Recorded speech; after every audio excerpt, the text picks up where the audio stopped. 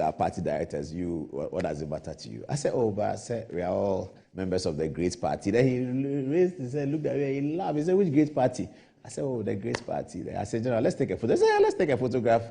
Then he said, what are you going to do with the photograph? I said, oh, I'll just show it on good. I won't do anything with it. Then, after we took the photograph, he left before me. So when he was leaving, I said, General, let's do an interview sometime. He said, when you come to Accra, call me. So instead of calling him, I'm sending the message publicly out to Sami Jemfi and Dr. Maneboama that General said that he is happy to do an interview with me. So please talk to him and let's organize. Sami Jemfi, don't go and spoil it. Sami Jemfi, don't go and spoil it. Don't spoil it. Maneboama, I know that he won't spoil it. Sami Jemfi can spoil it. Sami Jemfi and Maneboama, good evening to you. Stay tuned if you are watching because I have some interesting analysis, some derivatives of the figures that came out of the MPP Congress. I know you're politicians, whether you're NDC or NPP, you like some of these things. So it's for you that we did that and for the young people so that we can analyze the Congress better. Okay, so that said, thank you very much, General Seydou Ketia, for the photograph. Thank you very much. Not the analysis yet, please. We're going to the Wontumi interview. So this is an interview that has been widely publicized. And we thank all our people who watched the video. And congratulations to my team in Kumasi, my lead editor, Kofi, and all the guys at social media people who put that together very quickly. By the time I called them around 7 o'clock, we finished this around maybe 3 o'clock. By the time I called them around 7 o'clock, they were about ready. They were setting off for Accra. And they told me that they will finish this, editing this one before they set off for Accra. And I thought that showed a lot of commitment. And also thanks to the team in Accra, Mikael, Kweku, Tarek, and everybody who was in Accra who was feeding information to us and making our social media page look active and relevant. Thank you very, very, very much. We are back here in the studio and we continue with the hard work. Enchubo Siako, that's his name, you know. Enchubo Siako. Charlie, he's a solid guy. Me, I love Wontumi. Everybody knows that. Charlie, the guy is a solid guy. You can say what you want, but when you listen to the weight of the analysis he makes, you can never say that it is hollow. Wontumi has more weighty information than some of the PhDs that we hear talking on radio and TV. I'm sorry to say. Wontumi's power of analysis is better than some of the PhDs we hear on radio. It's better than some of the journalists who speak on those journalists who are in the morning discussing, analyzing, and all those things they do. Some of the analysis Wontumi makes is better.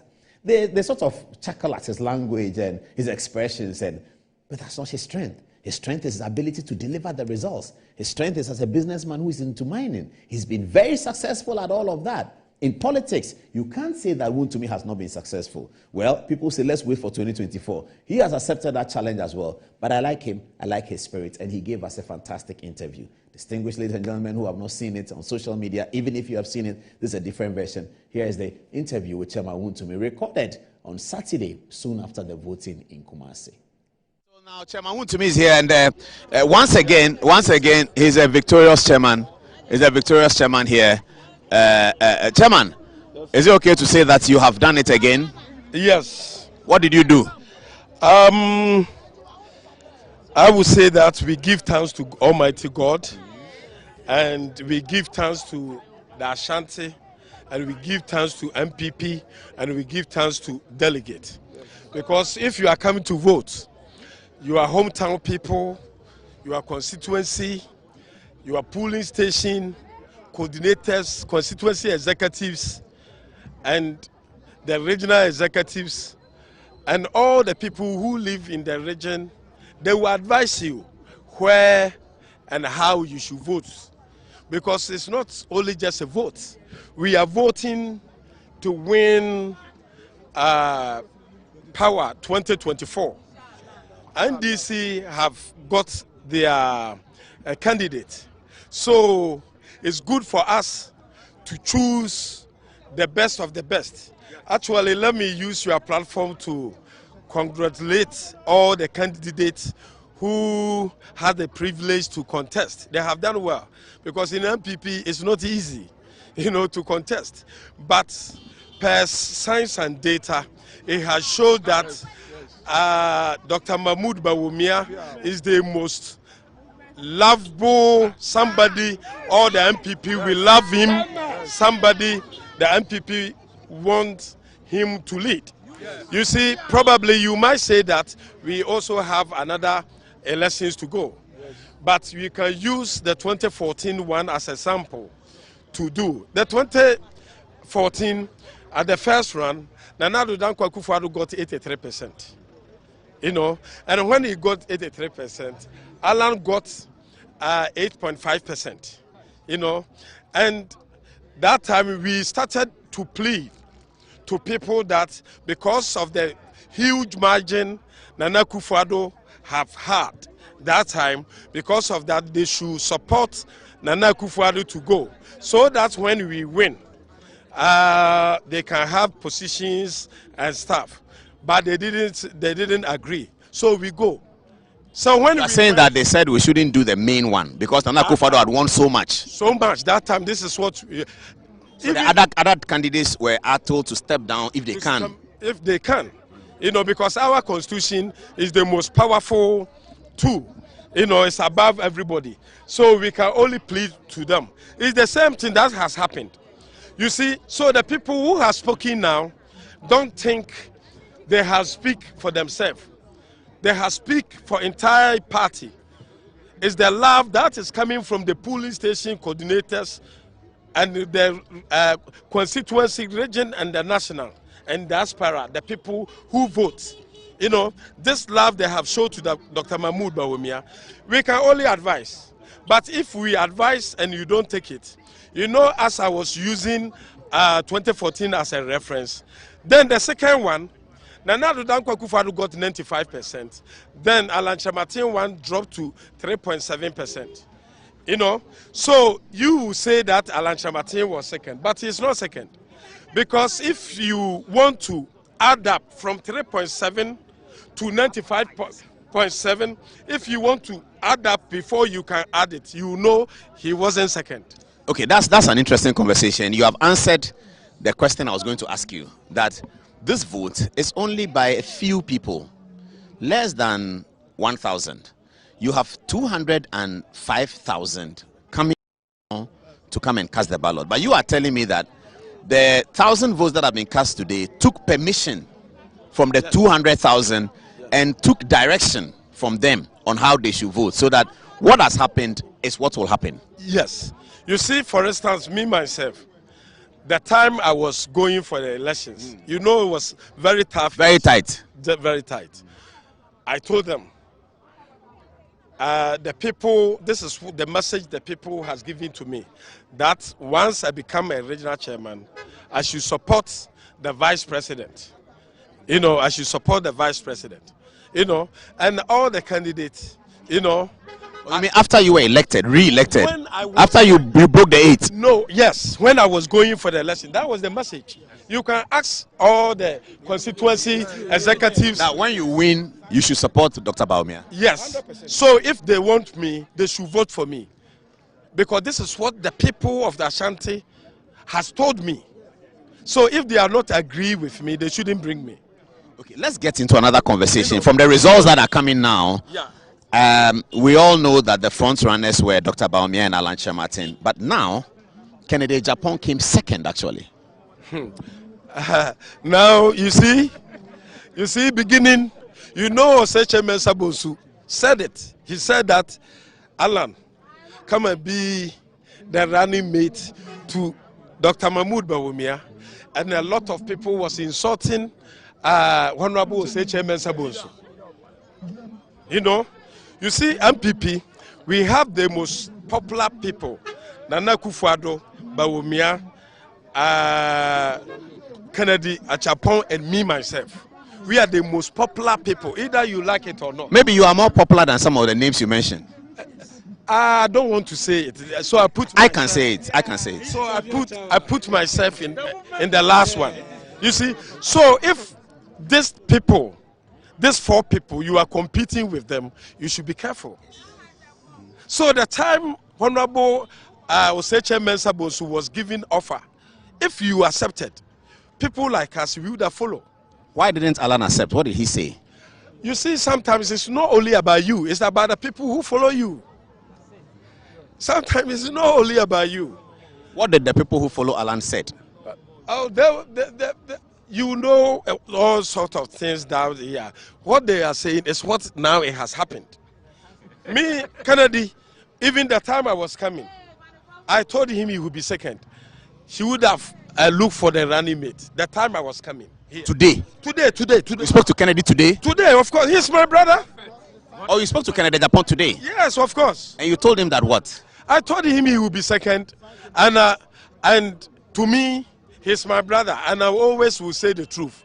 He would have looked for a running mate. He should have looked for running mate. Running mate because Bawumia will beat him. Is it too late? You said... Is it too late? Now, it's not only about Ken, it's about the people who is involved. You see something happening today. Kennedy is somewhere. You know Kennedy is a firebrand, you know. And when we was there, something happened in the northern region. Yeah, then the people who was there, they just call Kennedy. You know what have happened into specifically. It's my uncle, Kwame Usu. I always call him. Yeah, Kwame Usu, maritime. I know him. I spoke to him yesterday as well. It's my uncle. So I call him my uncle. Because Kennedy is my brother. So he called Kennedy. And you know time like this, his energy and his distance will be high. And you are not there. And you call him to say, this is what has happened. So Kwame Usu is the one who told Kennedy that his agent in Northeast is being chased out. Meanwhile, we have police there. We have all the agents there. So why is you have to talk? So the information is not correct? Oh, and I'm saying I was there with Kwame Usu here. Kwame Usu was here in Kumasi? He was here. He was in charge here. But how do you know Kwame Usu made the call to Kennedy? Because I was there like this. Oh, I see. I'm a regional chairman. I'm close to him. So you heard Kwame Usu telling Kennedy that Yapami and Crawford no back Upper East. Kwame Usu talked to Kennedy every 5-10 minutes. About Ashanti. About Ashanti and everywhere. You know Kwame Usu is the coordinator, yeah. Coordinator for all. So he report. You see, sometimes it's not about what have happened that is the problem, but how you respond to it. That makes it as a problem. Kennedy is asset. And I'm telling you, that is why I mentioned 4 people. I mentioned his name before me. He's my senior brother. And you consider him as an asset to the party? He's asset. Why not? Kennedy is asset. So Kennedy is asset, Kwame Agyapong is asset, Wontumi is asset, Joe Gate is asset, Boache Jacko is asset, Alan Chemate is asset. Everybody is asset. But if that time Alan didn't go to the elections like this, then we was talking about Bawumia and Alan. But now that Kennedy is second, but we are going to talk about Bawumia and Kennedy. That is the truth. You want to hear the truth? So you say Alan, by being third today, has finished? I'm not saying it. Don't put it like that. But to me, if I was him, I won't give Kennedy chance like that to compete with me. You mean Alan should have made sure he defeated Kennedy? Not like that. I won't contest. I would have gone for Oseche Mensah offer. If not, you see, it's like the Putin and the Ukraine one. Before everybody thinks Russia, once they come in cold like this, now everybody thinks now Ukraine is a hero. So if there's no dissent, everybody will know that, if Alan would have, this is what Also, if you to your uncle, we put him at number 4 in all our analysis. Yeah. And he came number 4 today with 40 votes. He told me that he has a sure number of votes in Volta region and Upper East, people he had worked with who were going to vote for him. Does it come to you as a surprise that he's a cool number 4? You see, he's somebody who has been in the system for 1998, 2007, when Nana Addo Dankwa Akufo-Addo was following, and me as Asante Regional Chairman, I know Honorable Owusu Akoto Afriye very well. You know, so to me, the 4 he has done, I congratulate him. He has done well. But to me, if you see the numbers and you see Dr. Bawumia one, if you are not careful and you want to move further, you see, your money or it will be a political remedial. Political remedial? Yes. Or political school fees. Political school fees? Yes. Because what have happened now is cut across. You see, 8 people said they gang against 1 person. You heard it. I heard it, yeah. You see, but now all these people That they said that they gang up, you know. That said they gang up, you know.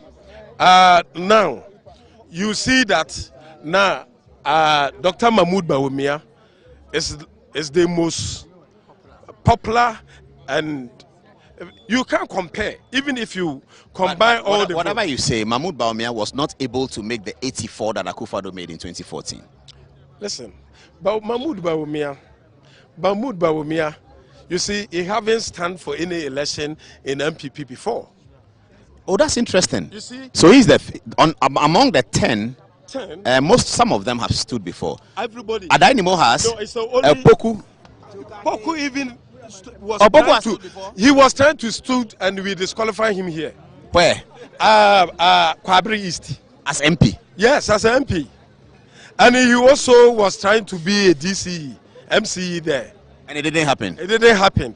So all of them, I'm saying that it's only Dr. Mahmoud Bawumia who haven't stood in the election before. This is the first time. This is the first time in his political time. Honorable Akuta Friye have been an MP before. Dogate have been an MP before. Dogate has done this before. This presidential. I'm even MP. And most of them even have, after the MP, you also bring them back to this election before. You see, Kennedy Agyapong have been an MP before, you know, and Kennedy have been to these elections before. Kennedy hasn't. Kennedy have been an MP. MP, yes, but he hasn't done presidential practice. He haven't done it, but he have experience about the elections. He's a 3-time MP. Yes, 3 times MP. But this is the first time we have put Dr. Mahmoud Bawumia face on the ballot paper. So if he got 82 in here, he got 82%. Here in Ashanti. Yes. So I think Dr. Mahmoud Bawumia is a big deal. Okay, let's talk about Kwabena Agyapong, then we can bring this to an end. Kwabena Agyapong is former general secretary of the party. Among the 10, he's the only former national executive of the party. At the end of the day, he's getting 6 votes and he's out of the 5. He's getting 6 votes. You see, and I'm saying, they know that it's 10 people who are competing, but it's only 5. It's only 5. But to me, I'm going to push it through NEC and the National Council. I'm going to put it through NEC and the National Council for us to bring it to MPP, our conference, you know, to determine if we say 5 people, what does it mean about 5? It means 5 means 5. Your constitution is clear. And but to me, I think the numbers. Sometimes if I got probably 80, if I got 80% and you got probably 0.1 and you said you are number 2, and somebody got 0.3 and said. But you're calling then for a constitutional amendment. To me, this is what I think, because this is what you told me. You asked me why. And I think such numbers, you know, they have done well, but the party should rethink about the amendment we should do. Because you see, MPP, our campaign is a very tough. You know, a sample of my campaign, all the loved ones, the people even who love you, if you hear them speaking, if you are not careful, you know, you go and say something after the election, probably you cannot come close.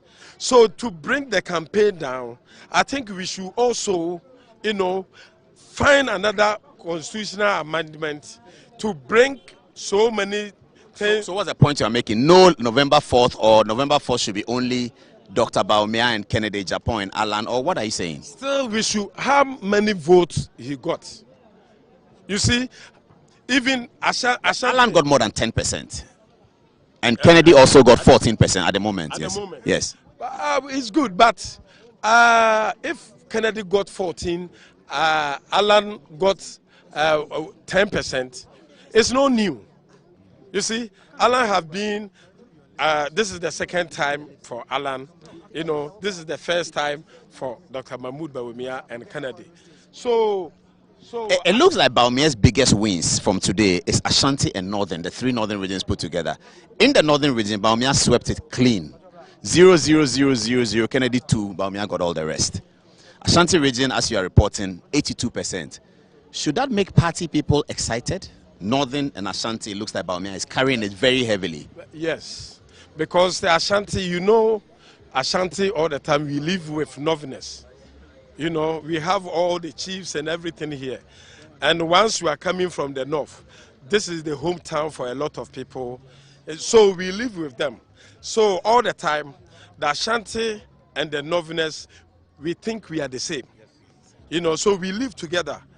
You know, so that is why you see that the Ashanti vote is high and the Northern also is high. You know, even the voter also is high. When you talk about Ashanti and Northern, I'm tempted to bring you to football, which is different. You know that as Asante Kotoko, some of our greatest players have been the Northern, Ibrahim Sunday, Abdul Razak. So you are right about even that. Our stadium is named After Baba Yara Stadium. Yes. You know, so we are the same. We are the same. So, you know, and Ashanti has spoken. Ashanti, we don't pretend. If we love you, we show to you. You know, we show the same love to Akufo-Addo. And to Jay Ekufuor. Jay Ekufuor, we did it for him.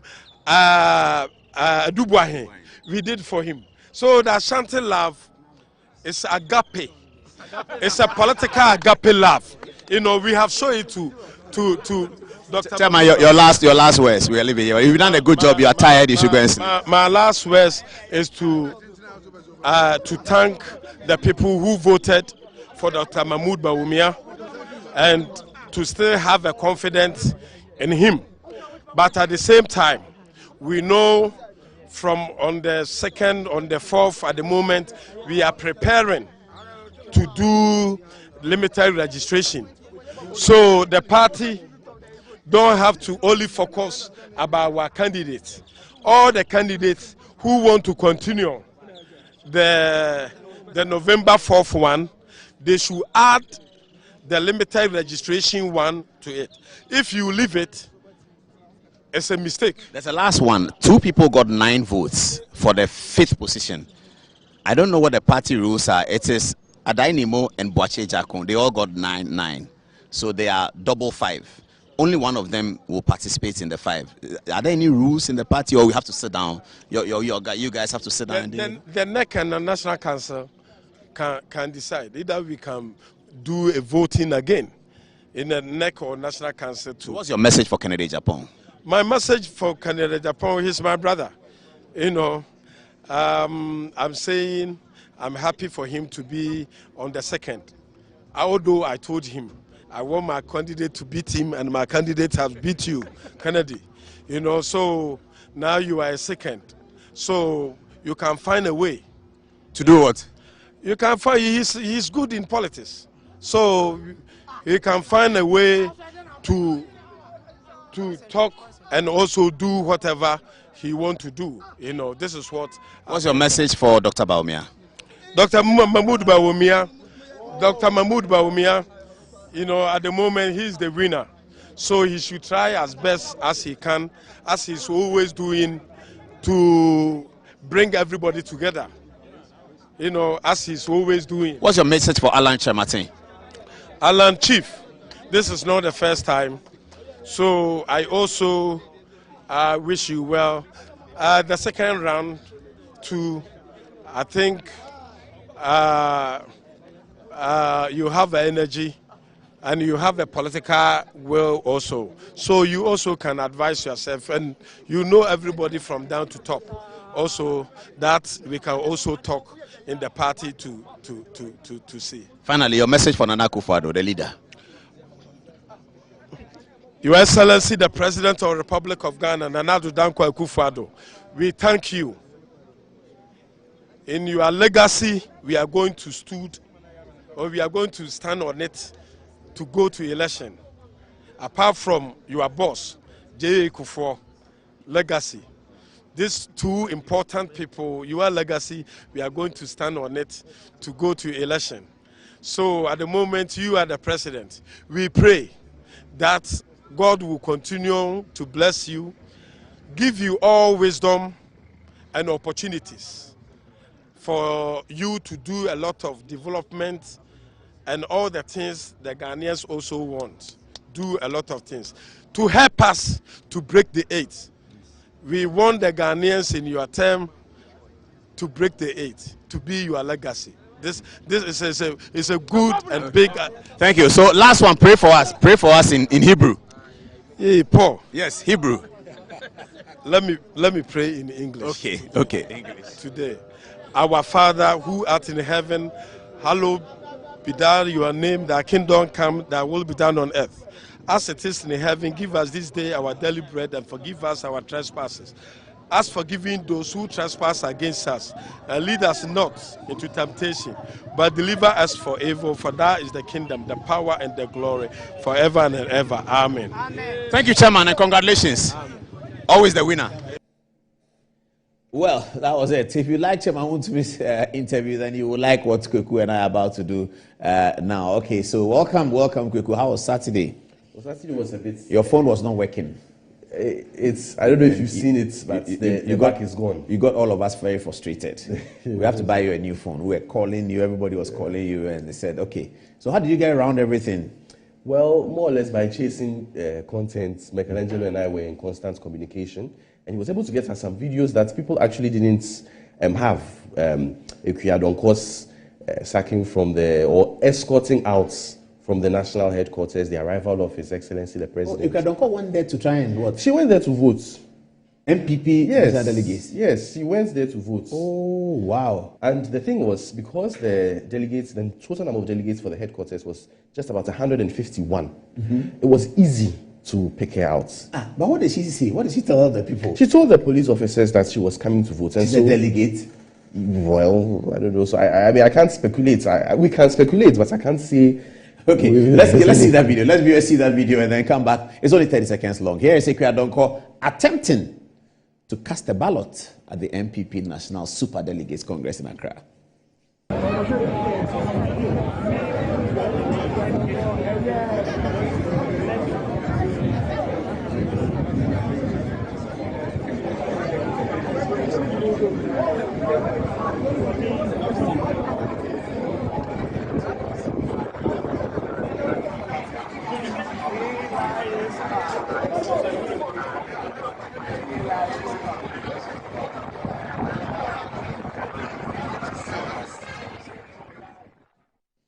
Okay, so viewers, you saw that. I don't know. But that's a good reminder. It's very good that you brought it up. Okay, so then what happened after on Saturday? So after, we had to chase some footage at YMCA, which was where the Greater Accra Regional Election Polling Center was. And that was when the incidents happened. So you were reaching me throughout the day, but I don't know if you noticed. After the results had been counted and declarations were going on, that was when back. That's when we couldn't go because we were trying to get what videos you have and what we should do with it. Okay. So that was just, it's minor. We were in Kumasi. When Ibrahim joins us, you come and tell you what happened in Kumasi. But this is very good work. This is excellent work that you guys have done. So you told me this is your Stronghold tracker. What's that? Okay, so basically we are assessing the supposed, and we are using supposed because we are not very sure of the science yet, but supposedly these are the various zones or the various strongholds of the candidates, the three front runners. So we have the 5 regions in the north for... So we're assuming that the 5 regions in the north are Dr. Bawumia's strongholds. It's an assumption. Now, and the yellow is what? The yellow is no man's land. Okay, so the red is what? Ashanti region. That's Ashanti. Yeah, and that's, you're assuming that's Alan Chematin's stronghold. Please. And the purple? Central region. Yes, okay. And we're assuming this is Dr. Bawumia's stronghold. Sorry, Agyapong's stronghold. So you are saying in the stronghold tracker that looking at how they perform in their strongholds, you give Dr. Bawumia 81, not that you give, that's what he got. Yes, please. Oh, he got 81% in the 3 northern regions. Is it more than 3? No, it's more than 3 now. Okay, so 3 and then upper east, upper west. Yes. Okay, so 5. Yes. Okay. So Dr. Bawumia got 81% in those places. Yes. So more or less, he lived up to the expectation of a stronghold. Exactly. I mean, okay. In the stronghold that you give to Alan Chematin, Ashanti region, which is an assumption, he gets 8.4%. Okay. He doesn't win the stronghold. No. In the stronghold that you attribute to Kennedy Agyapong as an assumption, he gets 35.2%. Does he win it? No. He doesn't win it. Yes, but the thing about Central Region is that Central Region is quite peculiar. Because if you even look at the history of Central Region, the 1969 general election, where there was 140 seats, Central Region had 15 seats. All the 15 seats were won by Prime Minister Buzia of the PP. Then we came to 1979. 1979, Central Region still had 15 seats. The country had 140 seats. But something interesting happened. The PNP, who won the election, Central Region had Liman's party had 8. And then guess who had the rest of the votes? Banasco. Oh, yes. Action Congress Party. Yes, please. There's Action Congress Party. There's a song they used to play. Action Congress Party, Banasco, Diana. Tarek has the video. Action Congress Party, Banasco, yes. That was it. But you were not born then, way. No, please. Credit to my history teacher. Yes, you are right. But Banasco's connection with the Central Region was absolute. In fact, we need to revise our analysis on mills. So we've been saying, and I think somebody said, I don't know whether a historian here said it. Somebody said that, or was this Samioku, that Central Region people, you have to build the. Yes, who said that? Recently on this show, when we were talking about, the guy who came to speak for Alan Chamati.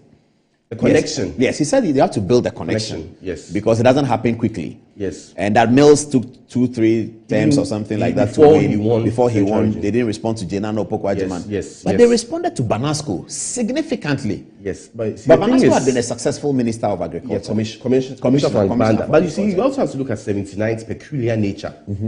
The popular person in the front runner for the PNP was not Limani originally. It was Imoro Igala, who had served as Minister for Information, Health, External Affairs, all under Nkrumah. And then the SMC, that's the Supreme Military Council, disqualified him for supposed acts of corruption under the Nkrumah regime. So Limani was, he was a technocrat, a diplomat. He completed Ligon. He was working in the Foreign Service. He was just brought in and made the leader of the party. So that's the PNP. So if you even look at the sum of votes of the PFP, led by Victor Uso, and then the UNC by William Ofuriatta, you'd observe that the sum of their votes was mostly more than demand. In certain places. That is. So, if the first round. So, what's the point relating to Central Region and Banasco? Central Region is a no man's land. It is very difficult. But if we continue from 79, we come to 92. JJ had it. Yes. Completely. Yes, but 96 was not from there. Yes, 96. Christine Cheta got Cape Coast. Yes. I remember. And then there were a few. Christine Cheta stayed a bit. Stayed a while. Cape Coast and other parts of the center, but NDC won it again. But if you look at Central Region, if you look at Cape Coast South, for instance, when there was a blue wave in 2016, Cape Coast South voted for Akufo-Addo, all right, but they kept Rickett Hagan. At that time, I was in Augustine's. Hagan was everywhere. So people didn't support Mahama, right? So one thing about Central Region is a no man's land. You don't claim that because you are from Central Region, you will win. You have to do the work. That's how the dynamics are. It may have some history in. It may have a connection in anthropology of Central Region. Because you see, there are many tribes there. Yes. The Ashantis are there. There are Sin areas of Ashantis. There are the other people, the Winneba people. The Futus and the Futus are there as well. There are some Guans in there. Yes. And then you have the Fantis, who starts from like Mankesim. Yeah, so from Mankesim, Cape Coast, Elmina, Papa Kusindum. They are the Fantis. Yes. But they are not the majority in Central Region. But they sort of capture the image of Central Region. If you're talking about Central Region behavioral patterns, you're referring to the Fantis. The language in Central Region, you're referring to the Fantis. But Kennedy Agyapong is an Ashanti. Yes. But he's from Central Region. But so that may explain why we have that diversity in Central Region. But we often forget the crew. Oh, the crew are there too. The crew are there. And these are people from Sierra Leone, Liberia, who fish this type of fish that we put in kontomire or okros to give it flavor. Okay. I forgot the kako. I see. And so because of kako, they moved and spread across the coast of West Africa, particularly among Central Region. But the problem is the crew, they don't like the Buzia Dankwa tradition. Okay. Traditionally. Yeah. Because you remember the aliens compliance order. Yeah. So now they've mixed with the Fantis, but they still have their identity. Their families carry on the tradition. Talk of the crews, we have to remember also the potential effect of the Liberia camp in Central Region. Because Buduburam is now about 35, 40 years old. Yes. Something like that. They are stuck. And so there are some generations of Buduburam mites who were born here who only know Ghana, but they are Liberians. Yes. And they still keep their Liberian identity. Yes. So, and they may be a significant constituency by now. I don't know whether they're in Howard Kumson's place or, they would be, they would be after Kaswa. After Kaswa, okay. Kaswa to them, yes. Okay. Fete So before Yes, Fete, so they are forming a constituency by and large. So that explains it. We'll have to look at it in great Central region detail. is you can't say I'm from there, Yes. so they'll vote As for we me. prepare for 2024, we have to look at the regional analysis and see whether we can drill down to some real data. That gives us. Okay, so this is how you conclude on this stronghold tracker. Dr. Bawumia performed 81%, Alan 8.4, Kennedy Agyapong 3.5. Okay, what's this next? Swing region. So initially we had Greater Accra, Western region, Brong-Ahafo region, and Central region as the swing regions. Now, because of the breakup, between Western North, Western, Brong-Ahafo, Ahafo East, we can't really tell. So now the swing regions we have are Greater Accra and Central. For sure, we know these are the swing regions. The rest, we are yet to see the patterns. And for the swing regions, Mohammed Bawumia had half of the superdelegates. Honorable Kennedy Agyapong had 21%, and then Honorable Alan Choma. So this is Greater Accra results. 19. Yes, please. Greater Accra results. Yes, for the three. 21. Who did better? Kennedy was beating Alan. Yes. Ooh, I see. Okay, so that's swing. So that's Greater Accra, and then the other swing is what? Central. Oh, Central again. Okay. So you see the dynamics. So in the two swing regions, Dr. Bawumia won in every region, so that's not even complicated. But in the two swing regions, Kennedy Agyapong beat Alan Choma in both. Yes. Wow, that's interesting. So Kennedy beat Alan in the swing regions. 35-7 is significant. That's Central. That's where we call his stronghold. And then the other one, it's 21-19. 21-19. That's close. Greater Accra. Which is quite understandable because Greater Accra is quite more cosmopolitan in nature as opposed to. Okay. Central. Let's move on now. National headquarters. And this is important because of the kind of people here. You see, the political parties, the wheel with which you ride onto the Jubilee House or the state or government, you cannot govern the country without the support of the political party. The national headquarters represents the creme de la creme of the NPP, particularly the superdelegates. So you have people like the national executives voting there, you have the former presidents voting there, and such persons. And therefore, failure to have their support may be relatively difficult to govern. And once again, you can look at Liman again. The fact that he didn't really have the strong base of the PNP, which culminated in him having just 1% majority, and that one person even left. And so his budget was rejected, his nominee for Chief Justice was rejected. Suggesting that Liman didn't have the support of the creme de la creme of the PNP. Exactly. But he has the support of Igala, who brought him. Yes. It was only Igala. Yes. So, and a lot of people felt that, you've brought this person who is not a traditional politician. And you see, the thing is, politics goes beyond intellect and intelligence. Yeah, you may be very brilliant in the classroom or the office, but there's something connection. You must have that connection with people. And that's what Kwame Nkrumah had. Reason Kwame Nkrumah may put his PhD aside, which he had, and then come and speak to the people, and people could identify. And Kwame Nkrumah formed the CPP in 49. Yes. Just 2 years after he won the majority in the 51 elections, and was leader of government business, which he stayed, he led throughout. So you are contrasting Liman with Nkrumah. Yes. And saying that Liman didn't really have that. But our real conversation is that you're saying Liman didn't have the control of his superdelegates in the PNP. His superdelegates. They didn't connect with him. His core. And that made his governance problematic. Yes. Including the rejection of the budget, which then eventually led to the coup. Yes, because things were not working. So you're saying that here, if you don't have the support of the superdelegates, it's problematic. Yes. Okay, but but that's the significance of the superdelegates because superdelegates constitute 0.8%. Yeah.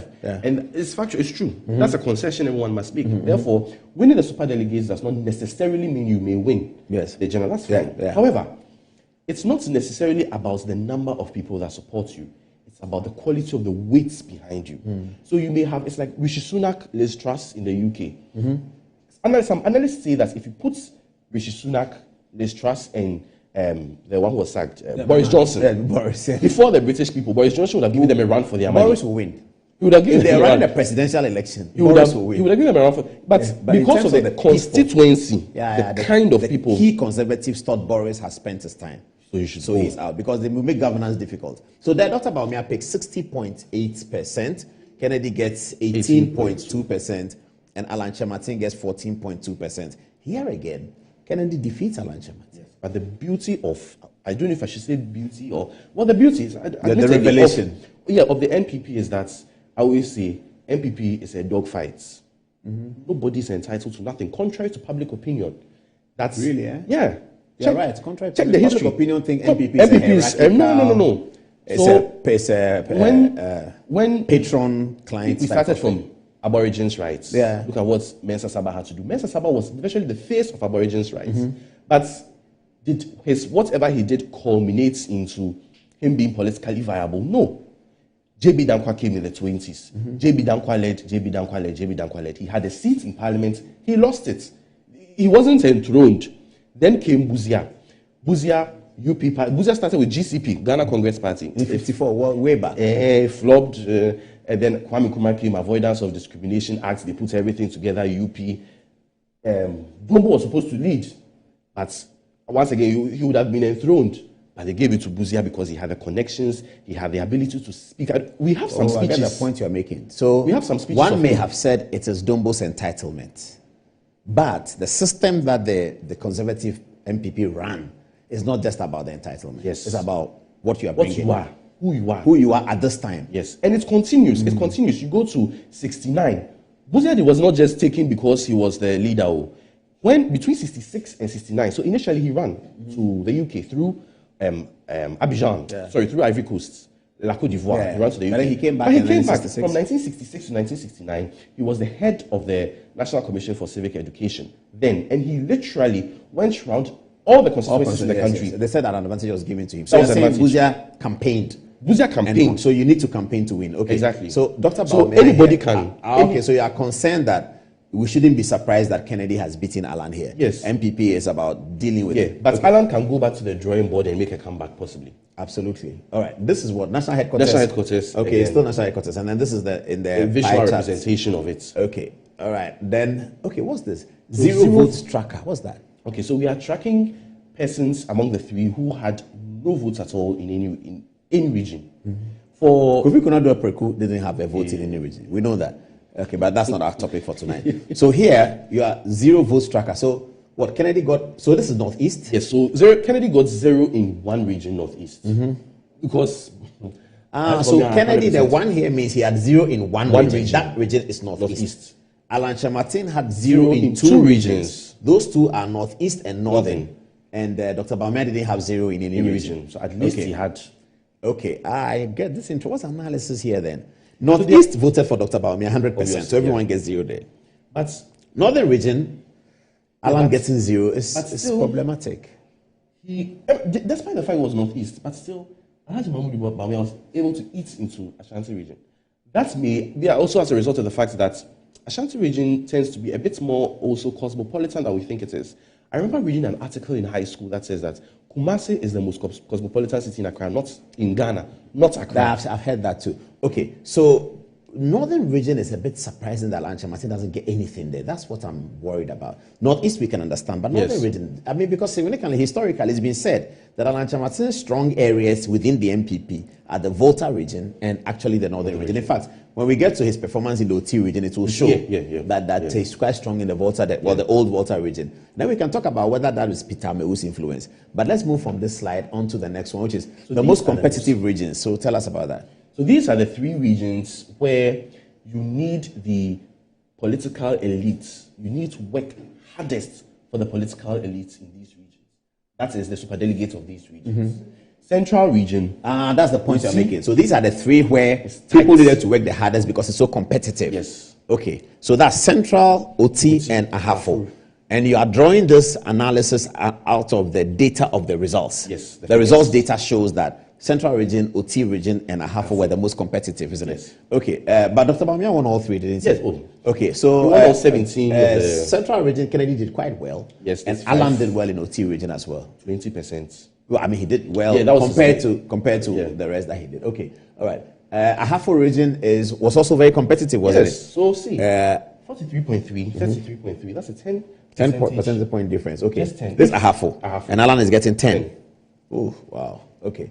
And then this is Central region, the competitive regions. Okay, Kennedy gets 35, Dr. Bawumia gets 50.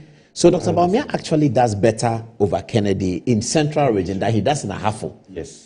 That's also significant. How do we interpret that? Why is Ahafo will always have a snowballing from Ashanti. Yes. Usually. Yeah, so I'm not sure why Dr. Bawumia didn't hit 50% over there, because usually Ahafo will snowball into Central region. But why is Dr. Bawumia doing better than Kennedy Agyapong in Ahafo region. We have to look at that as we go along. Central region, one of the competitive ones. Then here's Oti region, another one that turned out to be competitive. Dr. Bawumia ends up with 53.3%, Alan Kyerematen on 20%. Oh, this is where Alan Kyerematen defeats Kennedy. Yes. Oh, that's pleasurable to see, because it gives you another. Okay, so this is the region where Alan is not winning, but he comes second. Yes, he comes second, and this is actually his best performance. The 20%. Yeah, with the second. Okay. This is the only place he was second. No, the other place he was second. The other place is Kennedy. We'll come to the. Also, so OT is one. We'll come to. You have a slide for that. Yes, okay, all right. Perfect. Okay, so that's OT region. Now this is what. This is highest and least. So this is where he garnered the most support. This is for Alan Kyerematen. For Alan Kyerematen. His highest and his least. Yes. Okay, so OT region was where you get the highest support, 20%. Yes. That's the highest. Yes. And then the lowest is 0, of course, in the northeast where everyone got 0. And the difference between his highest and his lowest is 20%. Okay, that's interesting. That's for Alan Kyerematen. Dr. Bawumia's highest and lowest. Dr. Bawumia's highest was in the northeast where he cleaned up 100%. And then in Ahafo region, Dr. Bawumia's lowest was 43.3%. The difference in percentage points of Dr. Bawumia's highest and lowest is 56.7. That will feel lopsided because 100 has changed the whole equation. Well, so it's not the average. So no, it's not the average. I understand that, but the 100 will shoot this up significantly. Yes. That's what it is. Okay, so that was Dr. Bawumia's highest and lowest performance in the event. Kennedy Agyapong's highest and lowest. So in Central region, he's getting 35%, and then his lowest, of course, is 0 in the Northeast, where everyone got 0. In between, the difference is 35.2% because it's 0 here. Okay, all right, very good work. You guys did the super analysis. All right, highest percentage of votes gained in the regions. Okay, so let's do that. So Central region gave Kennedy his highest percentage. Basically, a summary of. So that's 35.2. And then OT region here, Alan Kyerematen's highest is 20%. Of course, Dr. Bawumia's highest would be really Northeast Nalarugu, where he cleaned it up 100%. Okay, that's also very interesting data. Not much to say about the analysis, but viewers can take it and treat it the way you want. Okay, all right, let's move on. That's it. That's it for this slide. Let's. And we have the slide on Alan against Kennedy Agyapong. Okay, so what do you have here now? So we Kennedy versus Alan region by region. Okay, that's an interesting one. That's Kennedy Agyapong and Alan Kyerematen. Yes. All right. So we have a comparative analysis between them. And the reason being that Kennedy and Alan are more or less in the... It seems that now it's a three-way between Mahamudu Bawumia, Alan, and then Kennedy. And so we also have to analyze the strengths and weaknesses of Alan and Kennedy because they share the general ethnicity of being Akan, as opposed to Mahamudu Bawumia's heritage of being Mole Dagbani. And so they are more or less in the struggle to divide votes. They may divide their Akan votes. Yes, their attention and whatever are divided. And as I said once again, that we often cannot or we shouldn't just... What about the point that in the super delegates, Dr. Bawumia beat both of them in all their Akan regions? Well, as I said, that's significant. If we were to add their votes in the Akan regions to Dr. Bawumia, would it match up to the if we were to add their votes? They lost in all Akan. They did lose, I know, but I'm saying that if we were to add Alan to Kennedy in the Akan regions, what do we get? Maybe we can go back to a slide. We can look at stats. Even by percentages. If we were to add, for instance, 35 in Central region, Dr. Bawumia gets 43. Does he get 10? You know, that's what I'm talking about. Okay. But to see if even if you put them together, they've still been beaten. Okay. But it's significant that Dr. Bawumia beat them in all the Akan regions. That shows that people don't really vote based on ethnicity. It probably shows that Dr. Bawumia's mobilization of the narrative has been significant. And that was what I was saying. Yeah, he has a narrative. It started before independence. Yeah, he has a narrative that perhaps, at least at the super delegates level, it looks like they bought into it big time. Okay, so tell us about it. So Western, what happens? So Western region is where Alan beats Kennedy. Oh, I see. Alan has 15 points. When we say win, we don't mean he wins. Overall, he defeats just the two among the two of them. Okay. Yes. Yeah. Central, we've touched on it already. Okay, so Western is the only place? Oti, he also beats him in Oti. We don't have it here. Yeah, no, I mean, they're 17, so we have to split. We have to, okay. So it comes up. Yes. So here in Western region, Alan Kyerematen defeats Kennedy Agyapong. He gets 15.6, Kennedy gets 6.7.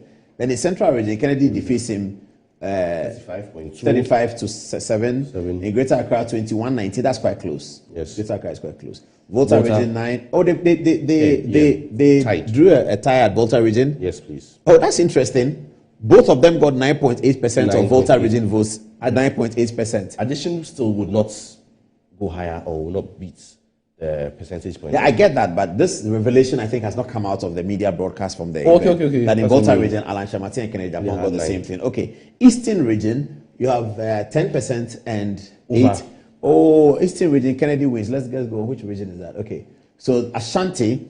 Now it's just Ashanti Alan wins, doesn't he? No, Ashanti Kennedy. No, Ashanti Alan wins over Kennedy. Yeah, that's what I mean. No, we know who won. Dr. Baumia won, but I'm saying that between the two of them, Ashanti Alan wins over Kennedy. Yeah, that should be comforting to the Alan supporters. At least in Ashanti they managed. So 5.1. But Kennedy's performance in Ashanti does not suggest that in the stronghold he's very, very strong. It doesn't say in the stronghold of Ashanti. In the stronghold of the MPP, because if you are doing internal party delegates, you need to be winning the stronghold significantly for the party to think that if we back you, you can command the stronghold election. It's very, very important. So that's something his supporters need to think about. It is super delegates, yes, it's not the main one, but they still need to look at that because we are suspecting, and analysts are saying that this will be reflected in the main one, but we don't know what's going to happen. Western North, 15%, Alan gets 12, okay.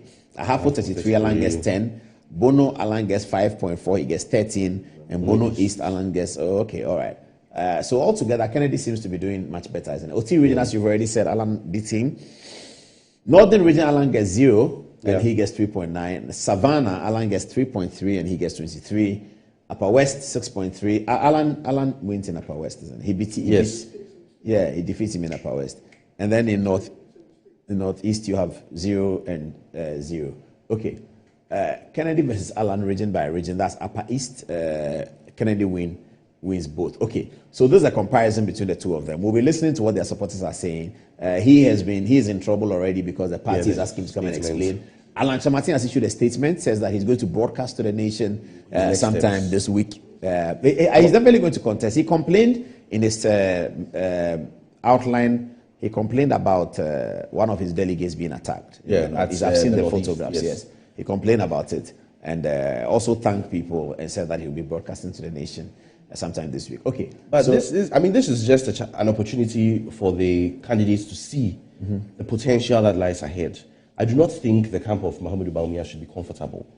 Maybe he has done well mobilizing the 956, but there's 210,000. Also, it's an encouragement, it's advice or admonishments to Ken and Alan to do better or to fight harder. As I said earlier, MPP is a dog's fight. It's a dog's race. There is no, this one is a king. You have to play the cards very well. And the history tells up to... We'll be speaking to a visually impaired historian, but you were telling me that he actually predicted that Ainimo will be in. Yes. He did? Yes. We put up, we saw, the prediction was quite strange when he predicted, because we thought it would be Bawumia, Alan, Ken. That's what we thought. But he said Bawumia, Ken, Alan. So we put it together in a reel and we posted it. When the results came, we went back and shared that reel so people would see. That's very interesting. I don't even remember he said that. I didn't notice it. I'm going to talk to him tonight about that. Okay. So thank you very much. That's all the people who have done the work. Apeku, social media, Ransford, and the editors. We like what you guys have done. Thank you very much. So we'll now go to the text messages and see what people are saying. But before then, let's take a short break.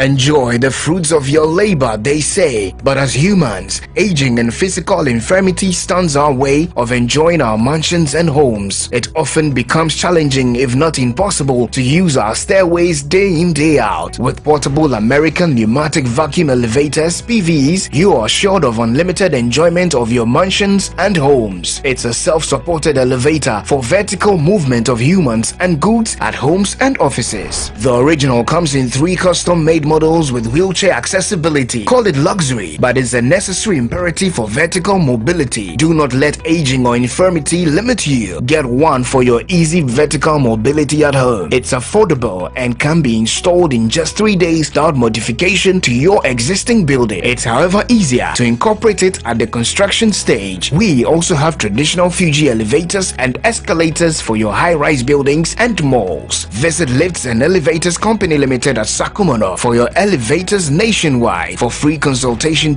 call or WhatsApp us on 0200-535-515. Lifts and Elevators, the elevator people. My name is John, and this is my long-time crush, my cookie dipped in strawberry yogurt. On this scorching hot afternoon on our way back from a long job hunt, we met this good Samaritan who offered us. 6 weeks later, a special wedding reception for our bride and groom. And there she is, my cookie, dipped in someone else's yogurt. Who holds the moolah, calls the shots, play game by games, the easiest lottery to play and win. Big phone numbers from 0 to 9 up to 3 times daily to become one of our daily lucky winners. Dial *946# to play now, or you can also play online at www.gamepackgames.com. Game Park is regulated by the National Lottery Authority.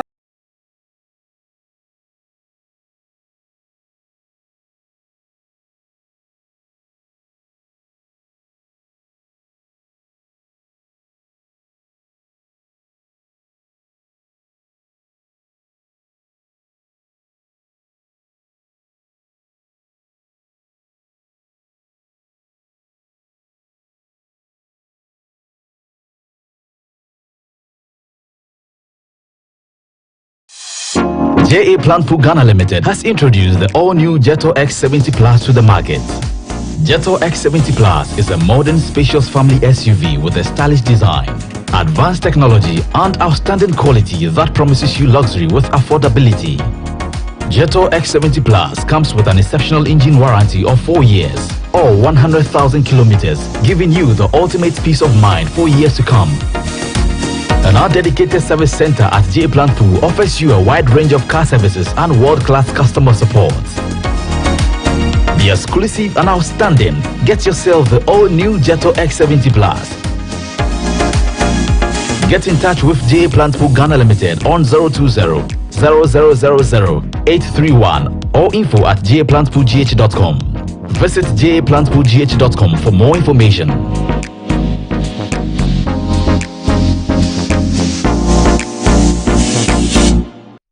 My son, there's more blessing in giving than receiving. When you fear for you and couple the makers in The pneumatological abrasion of the Lord revealed unto me this night that me and my household should go out into the world and bless the world. Makers Electronics Company Limited. Up to 67% discount. Our selected appliances. This is what I call quintessential immaculatability. The Makers Electronics Company Limited. Taifa Burkina Highway. Amasama Zongo Junction. At the K Pharmacy Dining. Oyer Fateman Boga Junction. Ashaman Valco Flat. Kumasi. Ahinema Kokobin. Asafubuachi Hospital Junction. Takradi. Number 9 Market. Tell mom and dad about the Makers Blessing Attack program from 0552 222 253 and 0552 222 254. Terms and conditions apply. Betway is your gateway to a theme park full of gaming excitement. A whirlpool of wonder where your favorite games come to life. Where you can take to the skies with max payouts that reach into the millions. All in the palm of your hand. Visit betway.com.gh. Terms and conditions apply. Betway is regulated by the Gaming Commission of Ghana. No under 18. Bet responsibly. Betway. Bet your way. Now here, TV, fridge, freezer, air condition, gas cooker, washing machine, smartphone, sound system, water dispenser, microwave, blender, rice cooker, kettle, and iron. Seven Hisense smartphone is a yeah, titi so more than a Hisense factory direct promo. It's in your madada noa, Emma light bill e kuno. Fasi baby, never cheerful. Everything 28 August, I copy him 2nd September. Be here way showroom no. Saturday at no. Sana yet on. Wait dear, ya titi swab broso. A child who Hisense. Everyday prices for everyday people.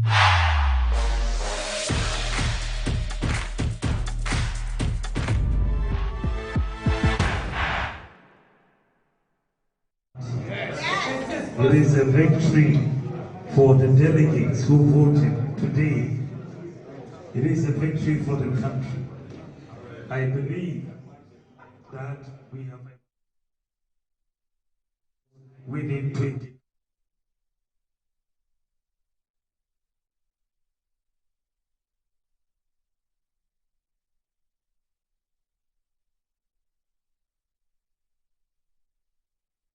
Still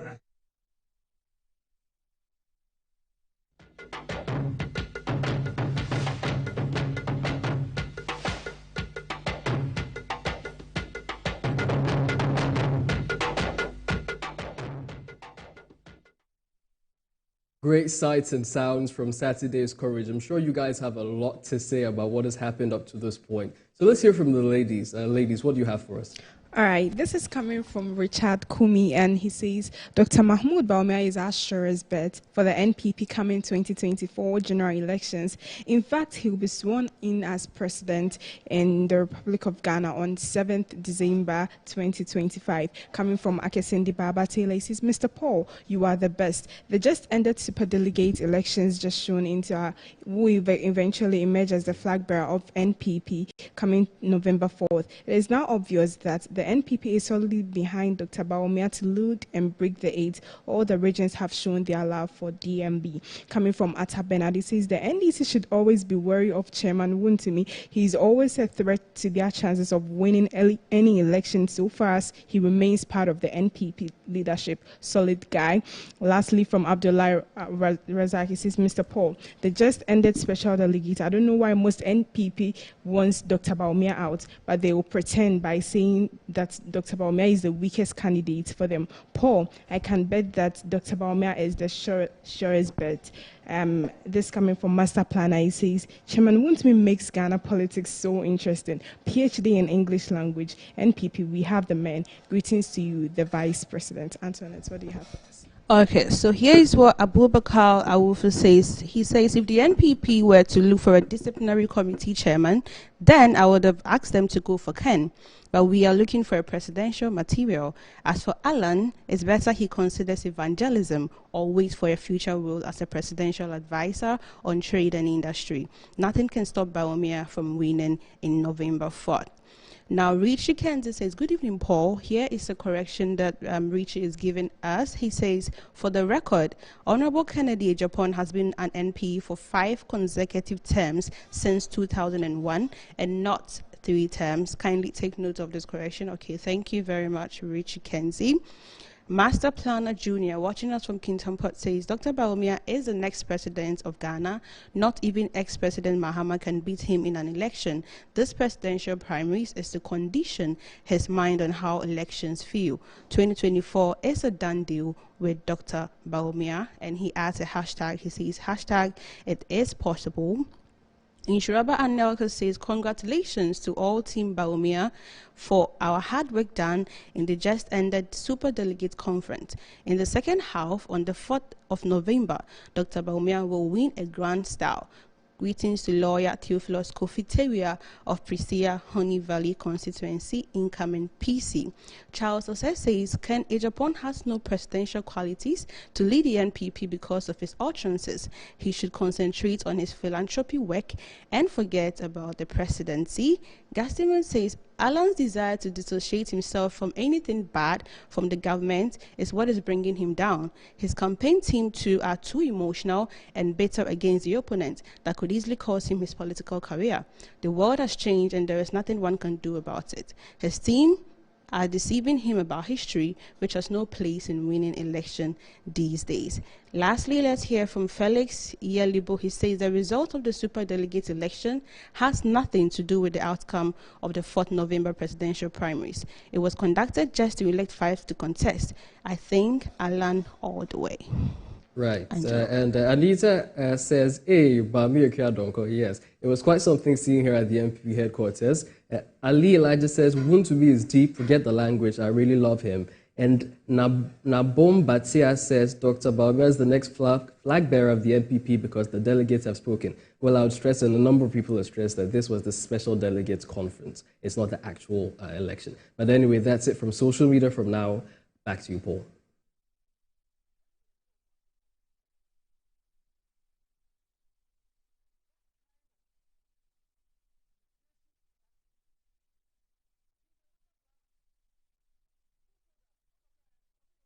Okay, welcome back to the show, and thank you very much for your time. It's always a delight to come to you. Now, my friend, the visually impaired guy, is here with me. Chief, we are on air now. Good evening. Hi, it's Ekwafo Hall. Oh, Ekwafo Hall is doing. We are doing great. I think I've completed, but I'm still around. Okay, it was a delight when you sent me the photographs of your encounter with the Vice President, Alhaji Muhammad Bawumia. I was just privileged. Let's see the photographs, viewers, and let's yeah. So that's. I was just privileged. When did you meet with him? Okay, I think it was on the 14th August where I happened to meet him in the campaign office near Alisa Hotel. Yeah, I think I was very, very honored. Is that where these photographs were taken? Yes, This looks like he's taken in his home. No, this is the campaign office. I see. Please go around the photographs. Is that all we have? I think there are a few more photographs. Okay, we don't have them. All right, let's get back into the studio. Please tell me, how did you know? Because this is one of the photographs. Thank you very much. That's Dr. Bawumia and our friend here. Yeah. Okay, so tell me, how did you know that Adainimo, for instance, will be in the last 5? Before then, though, we have to watch the interview. So he had spoken with us, as you heard Kuku telling me. He had spoken with us, and I had spoken with him here in an interview where he's reported to have made certain predictions that have actually turned out to be correct. Let's have a look at the video now. The super delegate, it's obvious that the Vice President is likely to emerge victorious. Likely to? Who's going to be second? Second, for the super delegate, it will be difficult for me to predict who is going to be second. But it will be between Mr. John Allan Kyerematen, born on 3rd October 1955, and then Honorable Kennedy Akumpre Agyapong. But for the main Congress, I believe Ken is far ahead of Alan. So how did you know that Adainimo will be part of the 5? Yes, because even in 2014, when they did it on 31st August, it was a Sunday, my soul day, 2014. He was among the first 5, and at that time he has come new. Nobody gave him a chance that he will make the first 5. So if somebody who just came in at that time got to the first 5, and even when the 2 withdrew, with him and Dr. Mahmoud Bawumia and Alan, in some constituency, a few constituencies, he was able to even garner more vote more than Mr. Allan Kyerematen. Such a person, you could not underestimate him when he is coming again. So how also did you know that Kennedy Agyapong will come second and not Allan Kyerematen? Yes, I knew because Honorable Kennedy Agyapong, even if he has come early, it will have been a close contest between him and Dr. Mahmoud Bawumia. But Honorable Kennedy Agyapong got to second because some of the supporters of Alan were somehow despondent, and they thought that no, Kennedy will be the right man. Will be the right man to challenge the Vice President. And he came in very late, but he took vote from both sides, both Dr. Mahmoud Bawumia and Allan Kyerematen. And you know, in my part of the world, politics of perception war, he's been seen as being frank. He's very honest. That's what people perceive him to be. He's very frank. He's very honest, very kind, and he has a relationship with people at the top and both and at the down too. And politics relationship work a lot. So the relationship that he has built for years was the one that worked for him. People that he has helped, people that he has gotten in contact with, and you could not underestimate it. And he is a man to watch in the upcoming November elections. Okay, so that was my last question. So right now, what do you think is going to happen in November? In the MPP elections, it has always been 2 horse race. This is the first time we have had 3 horse. You remember in 1992, it was between Professor Edubuahi and Kwame Safodu. Then in 1996, until the Rosemary Kwame issues, it was a straight contest between Edubuahi and Mr. Kwame P. until the Rosemary Kwame issues. Then it became between Professor Edubuahi and Mr. John Ejekun Kufuor. Then in 1998, October 10th, it was between Mr. Kufuor and Nana Addo Dankwa Akufo-Addo. Then 2007, it has become between Nana Addo Dankwa Akufo-Addo and Alan Kyerematen. I think this is going to be a 2-horse race between Dr. Mahmoud Bawumia, the Vice President, and the Asen Central Member of Parliament, Honorable Kennedy Agyapong. So if you were advising Alan Kyerematen, you would have told him that it's over? No, I would not. He should. My advice to him is to change his communication team, because some of his communicators that speak for him, when they speak, some of them when they speak, he loses 2,000 votes. One of them too, when he speak, he loses 5,000 votes. If somebody like Yabo Abiyan-Samoa speak for Alan loses 2,000 votes. What do you have against Yabo Abiyan-Samoa? I don't have anything against him, but he has a bad communication skills. That's a fact. Yabo Abiyan-Samoa has bad communication skills. Yes, he has a bad communication. He doesn't communicate well. Look at Saturday, I was listening to an interview with him and MFR Pao of Joy FM, and how he was talking, how he was angry. No, this is not just even an election. This is to select 5 people to go for the main election. And an incident that happened at the Northeast region, and how he was reacting, how he was saying, I believe Alan, these are the people that are going to communicate for him. Then I'm sorry, because look at somebody like Hobson Adoye making wild allegation against the sitting chief of staff that he was sharing $5 million without giving any shred of evidence. And he said this on air. If these people are going to communicate for Alan, then I'm sorry. Wow, this is very interesting. Okay, so if Alan changes his communication team, he may get a better chance. Because in 2007, he was having a good community. People like John Kuma, somebody I've heard from it. I think he's now a Reverend Minister now, Mr. Michael Ampon, Steve Amwa. They were not that bad. Even in 2010, but I think Nano Hininto should rather do the communication for her, because Nano Hininto is a very good communicator. If you're a communicator, you should be appealing. But the people that are communicating for Alan, Yabo Abiyan-Samoa and Hobson Adoye, they are rather taking vote away from Alan. Wow. I didn't say it to viewers. I didn't say it. It's my historian who said it. So, should Dr. Bawumia's supporters be confident that he will win the contest? They shouldn't be complacent. They should rather work hard, because the target they set, if they have set 70 or 75% target, they didn't get it. So they should rather work harder. They should work harder and harder, because if they joke and they are so complacent and they think all is well, before they realize, they will get the akukufum, but they will not get the silver. Okay, what's your last word here? My last word is that MPP, whether they like it or not, they will go to the election and only one will win, 2 will not win. But after winning, you need to unite. There should be a unity. And I think they must, the executive of the party must sit all the aspirants down and calm nerve down. Because I think this even special delegate conference, there was too much tension. I think things should be down. They should calm nerve down. Because if whether Mahmoud Bawumia or Alan or whoever win, it's an MPP member. So after winning, you all have to, rally behind the person. And let me also tell the aspirants who want to underestimate the current president. whether you like it or not, whether he has performed or not performed, you will still need the president's blessings. You will still need him to campaign for him if you have won, if you have become a flag bearer of the party. So don't sit there and threaten the president or say things that will be derogatory to the president. If you want to occupy the seat that he is occupying now, you should respect him. Commercial break. We'll be back. We're still on Good Evening Ghana, and join us soon. Commercial break time. It is a victory.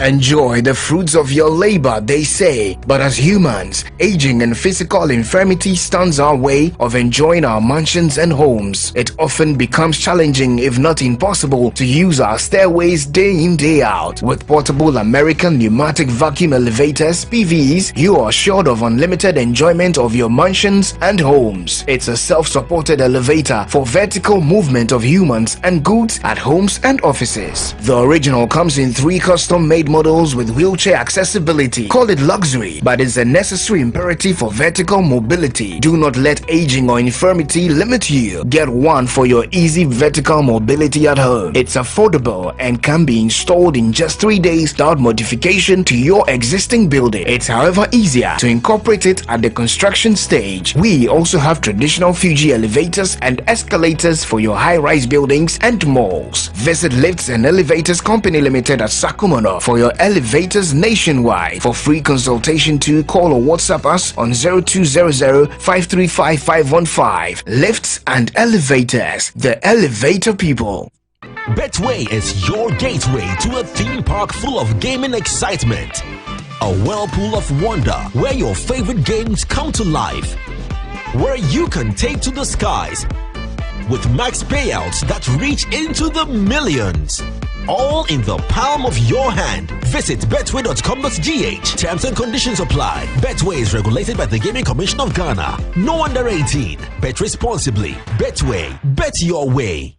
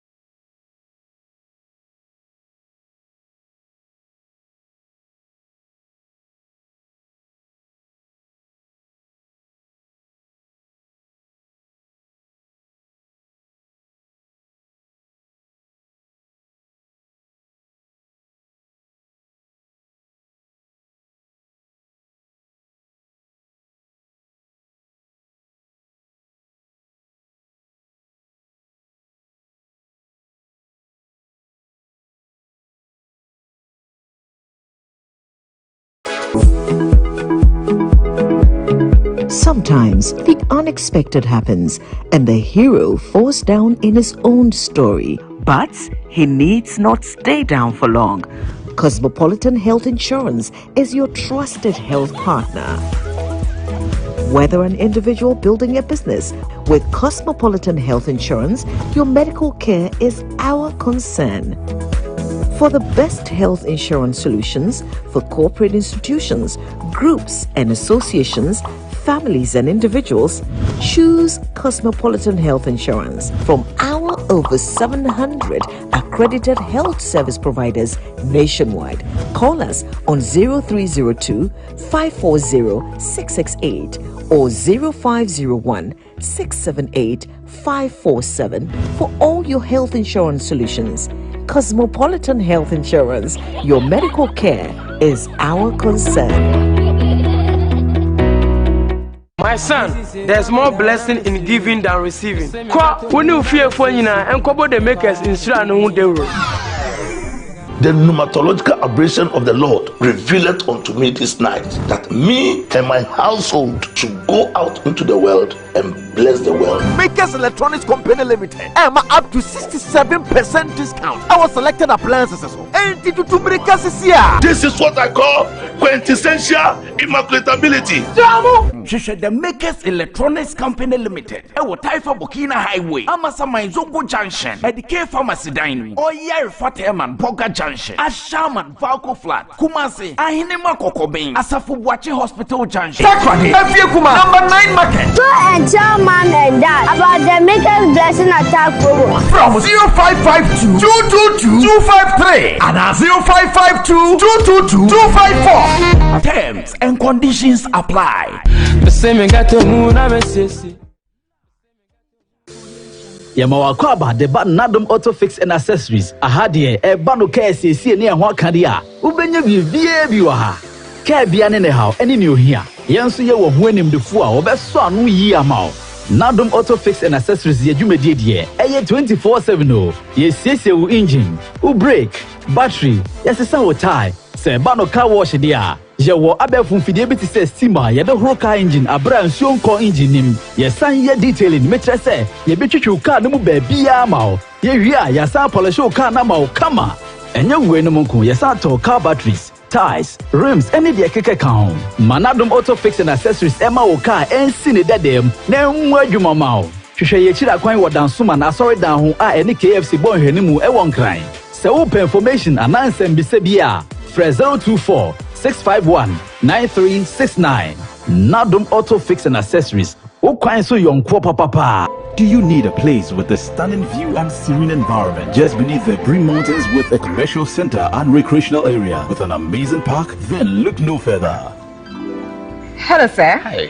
Welcome to Rehoboth Havens, the most affordable yet luxurious gated community located in Damfa, Accra. We have 2 and 3 bedroom houses with spacious park. Let me show you. All of our rooms come with beautiful porcelain tiles, durable fitted kitchen cabinets, constant water supply, electricity and water 24/7.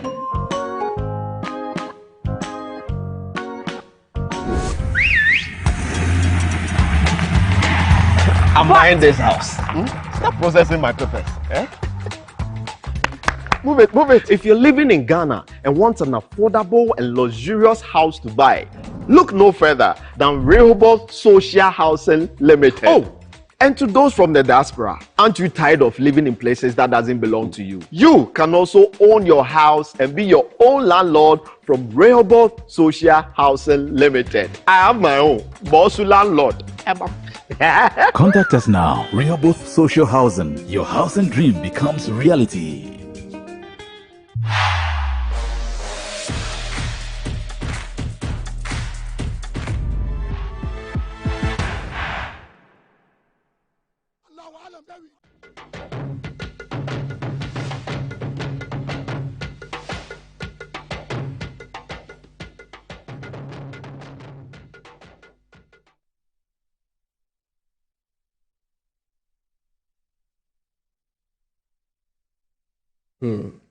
If a certain person speaks for you, you can lose 2,000 votes. I'm sure you guys have quite a lot to say about that. So let's hear from you, Annette. What are they saying?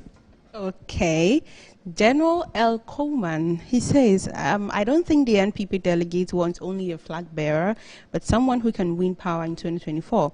Therefore, they must be wise in their decision of their choice of candidates. Michael Appiah Jr., I like the historian man. He is very good and intelligent. What he's saying is true about Alan's communicators. They cost him in the superdelegate election, the likes of Yaubuabin Asamoah, Hobson Adoye, and Sly Tete. He should change them or else it will be over for him.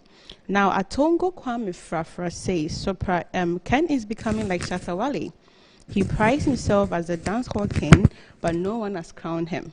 Same as Ken, he calls himself as a grassroots person, which is not true. Last two messages. Danny Amochi says, his last statement made me stand up to clap for him, speaking about the blind historian. And he quotes, "You do not derogate the man who sits on the seat you wish to sit on." Wow, Uncle Paul. What is the name of the blind man? Danny, he's called Bulgarian, the blind historian. Lastly, Akwesi Sapon, he says the blind historian has just predicted the winner, but some people will pretend to not see.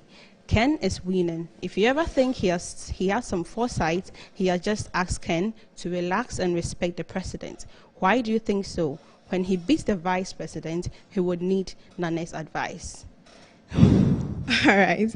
Coming from Junior Akbar Tamale, he says, DMB, we believe in him. He's the man to break the 8 for us. Coming from Akwesi Janis, he's fantastic historian. I love him, I agree.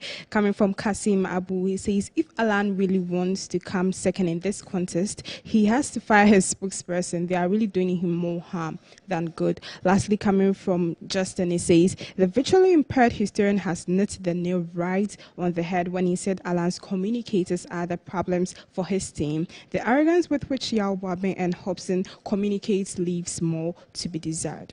Back to you, Angela. Right. Benedanza says, good evening, Paul. The Ultra team. Baumia was watch out keenly for Honorable Ken's showdown, he says in quotes, victory, come November 4th. Now, we've got a special treat for you. It says you must enjoy the fruits of the labor, they say, but as humans, aging and physical infirmity stand in our way of enjoying our mansions and homes. It often becomes challenging, if not impossible, to use our stairways day in, day out. Worry no more, because the portable American, it's American, so you know it's good, pneumatic vacuum elevators, PVEs, you are sure of unlimited enjoyment of your mansions and homes. You may call it luxury, but it's necessary imperative for vertical mobility. Do not let aging or infirmity limit you. Get one for your easy vertical mobility at home or your office. It's affordable and can be installed within 3 days with modification to your building. Visit Lifts and Elevators Ghana at Sakumono. For your solutions and free consultation, call us now at 0200-535-515 or email at elevatorsgh@gmail.com. We also have from the Makers Electronics Company Limited, and it says it's the Makers Electronics Blessing Attack promo. Rush to the Makers Electronics Company Limited for up to 67% discount on selected appliances such as Samsung, LG, Moved, Nasco, TCL, Midea, and Toshiba. Quality but affordable with 2 years manufacturer defect warranty. Visit our showrooms at Taifa Burkina Highway, Amasaman Zogun Junction, Oyarifa Tayman Boga Junction, Kaswa New Market, Ashaiman Valco Flat, Kumasi Ahenema Kokobing, Takrade Efikuma number 9 Market, and call us on 055-2222-253 or 055-2222-254. The Makers Electronics Company Limited, large and in charge with quality but affordable home appliances and consumer electronics. And stay with us. Lastly, because Betway Golden Code promo, are you ready to get way more back with Betway in the new season? Use the golden booking code that you can find on the Betway site and place your risk-free bet from 25 to 27th August, guaranteed to give you 100% back as a free bet up. Bet up to 50 cedis if you lose, regulated by the Gaming Commission of Ghana, and no under 18, of course, and terms and conditions do apply. Back to you, Paul. Okay, so welcome back to the show. Now, we're going to do some realities as Al-Hassan Bello is getting ready on the touch screen. We're going to talk about Prigozhin. Is he really dead? If he's not, what's happening? How does his exit, if you like, change the narrative, the war and mineral exploitation narrative of West Africa? Bello is on the touch screen very, very soon. But now I have with me Mikael and Ibrahim Zibrila, who did part of the team that did a fantastic job for us on Saturday. I was with Ibrahim in Kumasi. Ibrahim, tell us, how was the Kumasi journey? So we left here Thursday night, we planned. No, it was Friday, wasn't it? Was it Friday? Yes, Friday night when we met here, and we planned and discussed the rules and all that, and then we left. Okay, then what happened? How did you guys, we all left here around, was it midnight? Yeah, so we left here, we set off around midnight. And, to Kumasi? Yes, to Kumasi. Okay. So the team, we had our director Kofi, we had Tornado, we had Dennis, and Ransford, the social media, and some camera guys and photography. So we arrived at Kumasi at about, 5:30. the morning. Yes, that's when we arrived at the center, KNUST, the law faculty. And when we arrived there, the first thing that you could find that there was something that was going to happen was that the tents had already been done, and the branding for the MPP colors were branded with the tents. And also there was police present over there by that time. And it seemed that the police had been there throughout the night, watching over the place. That means the ballot papers were already there. That one we weren't sure. We weren't sure, but there was a police vehicle there that the police were there watching over the place. And within some few minutes, some other policemen came and took over from them. And that's when the police deployment started. About 2 buses. There were 2 buses of policemen who were brought in. So there was security over there was very tight. Over 100 policemen were over there. And the process, really, the main voting, even before the voting process, the supporters started coming in gradually, even before the delegates started coming to vote. Those who are not voters? Yes, yes. Well, how did you identify them that they are? So the first person who I saw over there, he was in a Kennedy Agyapong branded car. And he came to, yes, Kennedy Agyapong branded car. And he came to park, and then he greeted us because we were the only people over there. He greeted us, and he was just stood around. And then gradually some started coming, and then Kennedy Agyapong's campaign manager also came, Kwame Usu. He was also around. So then things started turning, the security men started deploying, and they started strategizing and cordoning off the voting area. And then things started going on fast over there. So the voting started at around, let's say, 9:30. That's when voting started. And before, as a delegate, you go in to vote, the security was very tight. You'll be searched with metal detectors. You'll be searched very thoroughly before you even go through the voting area to check whether your name is in the register before you go on to vote. And voting process went on smoothly until the youth organizer of the region, Raul Safo. That was when we had our first and probably only incident in that center. He voted, and you know the law was that when you vote, you don't show who you voted for. Mm-hmm. So he voted, and he lifted his ballot paper. When he was going to drop it into the box, he lifted it up. So we have the picture. We took a picture. Our camera guy took a shot of it. And so when he lifted it, others said he showed it, others didn't say it. But the agents of most of the aspirants said they were not going to allow him to drop it because he had flouted the law. It became a very huge issue, and about 30 minutes, they couldn't resolve whether they were allowed him to drop. Who had he voted for anyway? So the rumor was that he had voted for Dr. Mahmoud Bawumia. So the picture is on there. The picture, if they can put the picture on the screen.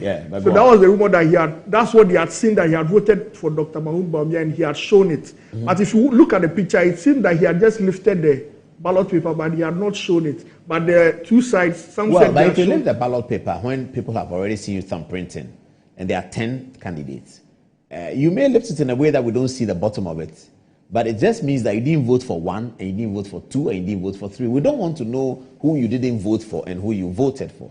So the breach of the regulation is not in showing who you voted for, but it's also showing who you didn't vote for. Yes. Okay. So yes. So that was the issue. So works, yeah. The agents said we were not going to allow him to drop the paper. So there was a time I saw the EC over there trying to defend that they didn't see him show. Mm-hmm. But it's concluded that he was not allowed to drop it. He was not allowed to drop the paper in the ballot box. And he wanted to vote again. And that one, the agents didn't agree. They resisted that. And so that was the major incident that we faced in that center. Wow. And then within some few minutes, the rains also came in and also halted the voting. What time did you see Wontumi? Wontumi came quite early, even before the rains. So he came when voting started. I'll say he came around about an hour after voting started. But did he cast his vote? Yes, he casted it. He was the last person to cast his vote. So last. Yes, although he came early, he waited till it was about a minute to 1 p.m. That was when he went to take his ballot. There was no queue at all. So he just went, collected his ballot paper, and then he dropped his ballot paper into the box. He was the last person to cast his ballot there. Yes, that's it. So he was the last person to cast his ballot. And then after he cast his ballot, the post was closed. Okay. And then the ballot box was taken, and then counting started. So basically, that's what happened. And when the counting finished, before the counting, you see supporters of Alan Cash, supporters of Bawumia, supporters of Kennedy. They were really seeing Jama and teasing each other a lot. We had videos of all that. But after the voting ended and counting finished, we only had the supporters of Dr. Bawumia around, jubilating and very, very, very happy. So that was really what happened in Kumasi. It was very interesting. You know, Kumasi, a lot of attention went to Kumasi because people wanted to see the story that the Ashanti region will tell, because of the fact that a lot of people are saying we have 2 Akan people who are on the ballot, and Dr. Baumia is also there. So they wanted to see the story whether the Kumasi will go for Dr. Baumia because he's not an Akan. Kumasi always had that narrative that people wanted to see the kind of results that will come from there, whether it will confirm what people have been saying that MPP is an Akan party, or whether it will this time go in favor of someone who is not an Akan. And it did go in favor of someone who is not an Akan. And I think that's the story that came. But a lot of people came. Leader Oseche Mensah came around to vote. The Deputy Finance Minister, John Kuma, was also there. The Energy Minister, Napo, also came around to vote. MP for Old Tafo was also there. He also cast his ballot there. And Efiya Koto was also there in about 2 hours to the end of polls. That's when he also came. I think he didn't have a vote, but he came to monitor the situation. He sat there about 2 hours until polls closed. Then he went to monitor the counting and the declaration of the results. Then he took his 5 votes, entered into his car. I like the way you end. He took his 5 votes, entered into his car, and he departed. Okay, that's interesting. But you ate rice. When I came there, you ate rice. Where did that come from? Oh, I think even before the rice, earlier on, we had drunk some Tom Brown, because, you know, when we arrived, we had to set up things. It was not easy even getting access to electricity. I noticed. Yes. I noticed you guys. Where did you get a Tom Brown from the campus? I think Tornado did his thing. He went into the campus and brought the food. Yes, we were just there when Tornado and his group. Was it nice? Was it tasty? It was nice. Oh, Tom Brown can be very good. Yes, it was nice. Oh, I see. And then you ate the rice. So you ate twice. Yes, ate twice. Well. So when I left, when did you people leave? When you left, we had to upload the thing onto Facebook. So we left about 6 p.m. I'll say 6:30 or so. Yeah. That's when we left. So was it a quick drive out of KNUST 10 right and then straight? Yeah, it was a quick drive. We didn't have any stoppage on the road at all. It was a smooth drive. Our first stop was at Slendado, where we dropped and took something again. Oh, you're eating again? Oh, you post up that later. So that would be about what, 10 o'clock, 9 o'clock? Yeah, it's like 10 o'clock, 11. And you ate? Yes. What? So it wasn't really something, it was just snacks. Yeah. Kofi bought yams. Fried yam? Yeah, fried yam. Is that snack? Yeah. That's not snack. Okay, all right, let's come to you, Michael. What was your experience? I'm sure it's less eventful, except the Ikuadonko factor, but what was your experience? Well, a number of things. The first thing I would say is there was a lot of heat. The sun was very hot. The sun? It was very hot. Okay. Yeah, so we set off from Metro because the NPP headquarters were a bit closer. We were on a boat, myself and the cameraman. We went with another reporter from Metro, Winston, and his cameraman.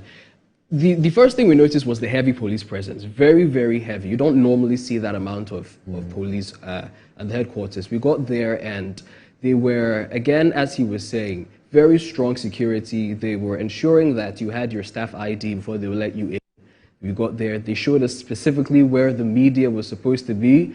Before we got there, we tried to get some visuals of the background. There were people selling a lot of NPP paraphernalia. So as we were trying to get the footage, I was directing the cameraman, get this, get that. Then people were saying, oh, don't get my face. I don't want my face to come in the video. It's just this. I don't want my face to come in. So we got in there and the police were telling us, stay here, don't go beyond this point. So we tried covering and the amount of space allocated to the media, I would say, did prove to be an issue at a point because the first person to come in, well, he's not the first person, the first monumental person to come cast his vote was the president, His Excellency Akufo-Addo, and his presence was, before we even knew he was the president, you knew that a big person was coming because there was a lot of noise and then the gate was by and then one Mercedes-Benz came in and the second, and the president came out smiling. There was quite a lot of, should I say, not cheering per se, but you could see that there was a positive response, for his arrival. Yeah. Yes, exactly. So the media were covering this. He went, he cast his votes, and as he was setting out, and I think this led to a major, or should I say, a bit unpleasant event at the headquarters. He was about to set off on his way out, and he seemed to be calling to the media to come ask him questions. He was sitting there smiling, and then the Mercedes-Benz stopped right before it exited the headquarters. So he was smiling at the media. He said, come. And then people were a bit confused because the police had been very clear. Don't go beyond. The president was smiling at the media. He said, come. So immediately, a lot of reporters from various media houses rushed towards the president. And the police were like, what is happening?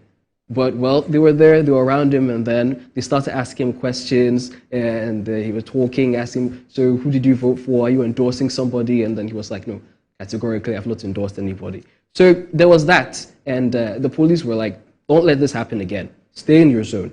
Unfortunately, it did happen the second time when the vice president eventually also came in. And then we had Honorable Shirley Yakubu also come in, and this was should I say, the straw that broke the camel's back. Because as she was about to set off and the media was again giving interviews, we could tell that the organizers of the election were a bit unhappy because media kept leaving the zone. And without prejudice to any media house, it wasn't a discipline. It wasn't a discipline. It's just people wanted to get stories. And it wasn't easy to get stories from far away, having to just report people. So we could see that the organizers of the elections eventually said that perhaps it would be best if the media steps out. So then we couldn't get any more footage of the delegates voting. Oh, they asked you to leave? Yes, they told the media to leave the headquarters. The perimeter? Yes, so step outside. Outside their walls? Yes. Okay. Because unfortunately, again, I stress, it wasn't a discipline. It was just perhaps a desire to make sure there was some decorum. Because people wanted stories, and then because of that, people kept going beyond the barricade. So we tried, we made do. We had a lot of high-profile people come in. We had Godfrey Dahmer come in. We had Kwabena Agyapong. We had John Boydu. We had Samuel Wuku. Samuel Wuku, he caused a bit of disruption as he came in. You know, he was walking through, and all the reporters were at one side, and the boys, the supporters. The moment Samuel Wuku cast his vote, everybody just followed him all the way to his SUV. People were just with him. People were like, what's the meaning of this? Why is this man taking all of these people with him? Press and his boys. Yeah, everybody just followed. They just followed. And there was a bit of violence in there. I think people were a bit too exuberant to be around him. So there was a bit of violence just about that. But overall, I would say it was a very, very positive experience. Very, very positive exercise. Positive exercise overall. Because after the results were declared, there was some cheering. Tell us about the Kadonko incident that you captured. I knew you'd get to that. So we were there, and this was another thing. This was before the police asked us to leave. You couldn't relax, because if you relaxed, something would happen and you wouldn't be able to get it on camera. So Ikria Donko came in, and we were wondering what was going on. Why did Ikria Donko come in? She was smiling, looking around, and then the reporters were like, what is she coming to do here? Is she an observer or what? And then she was trying to shake the officers' hands. The officers were not, they were like, what are you doing? So they just nicely, politely turned her around and they escorted her outside. I don't know if she came to vote. I don't know if she came to observe. She came to encourage. Did she give interviews? No. So the manner in which the police were handling it, I would say discouraged reporters from approaching. I don't know why she came in the first place, but she was nicely escorted out, I would say. See. Did you see her talking to any senior member of the MPP on the grounds? I mean, there were people. If that happened, perhaps it happened outside. Okay. Outside. Okay. We were inside at the time. Okay. So she was speaking with the police, the head commander for the operation. There were some people standing there, but not any notable personalities like ministers or MPs, I would say, per se. But no. Did Justin Kodia cast a vote for you to see? So, yes, JFK was outside. We did see, I think we got some footage of him also voting. Okay, casting a vote. And the chairman in team? Chairman in team, Stephen Team. It escapes me at this time. Chief of Staff? Did you see Chief of Staff come in? This was after they had asked us to leave. Chief of Staff did come in. There's footage of her. This man kneeled in front of her and was asked, I don't know what exactly was happening, but he was sort of obscuring her passage. And then the police and the security were trying to ensure that he's not trying anything tricky. So yes, these people came in. It's just unfortunate we couldn't see them vote. Okay. We saw a lot of them. So how did you go for the counting? How did the count? Did it allow you into the? So after that, for the counting, obviously it has to be televised, and a lot of reporters were a bit unhappy that they asked us to leave. When we went in for the counting, again they set the barricade very clearly. This time, everybody understood: don't go beyond the barricade, stay behind it. So my cameraman was up front. He did a very good job actually, ensuring that he got some of the best angles. So they started the counting, and they were gracious enough to allow all the media houses to put their microphones on the table so that everybody could hear what they were saying, hear the counting, not just see from afar.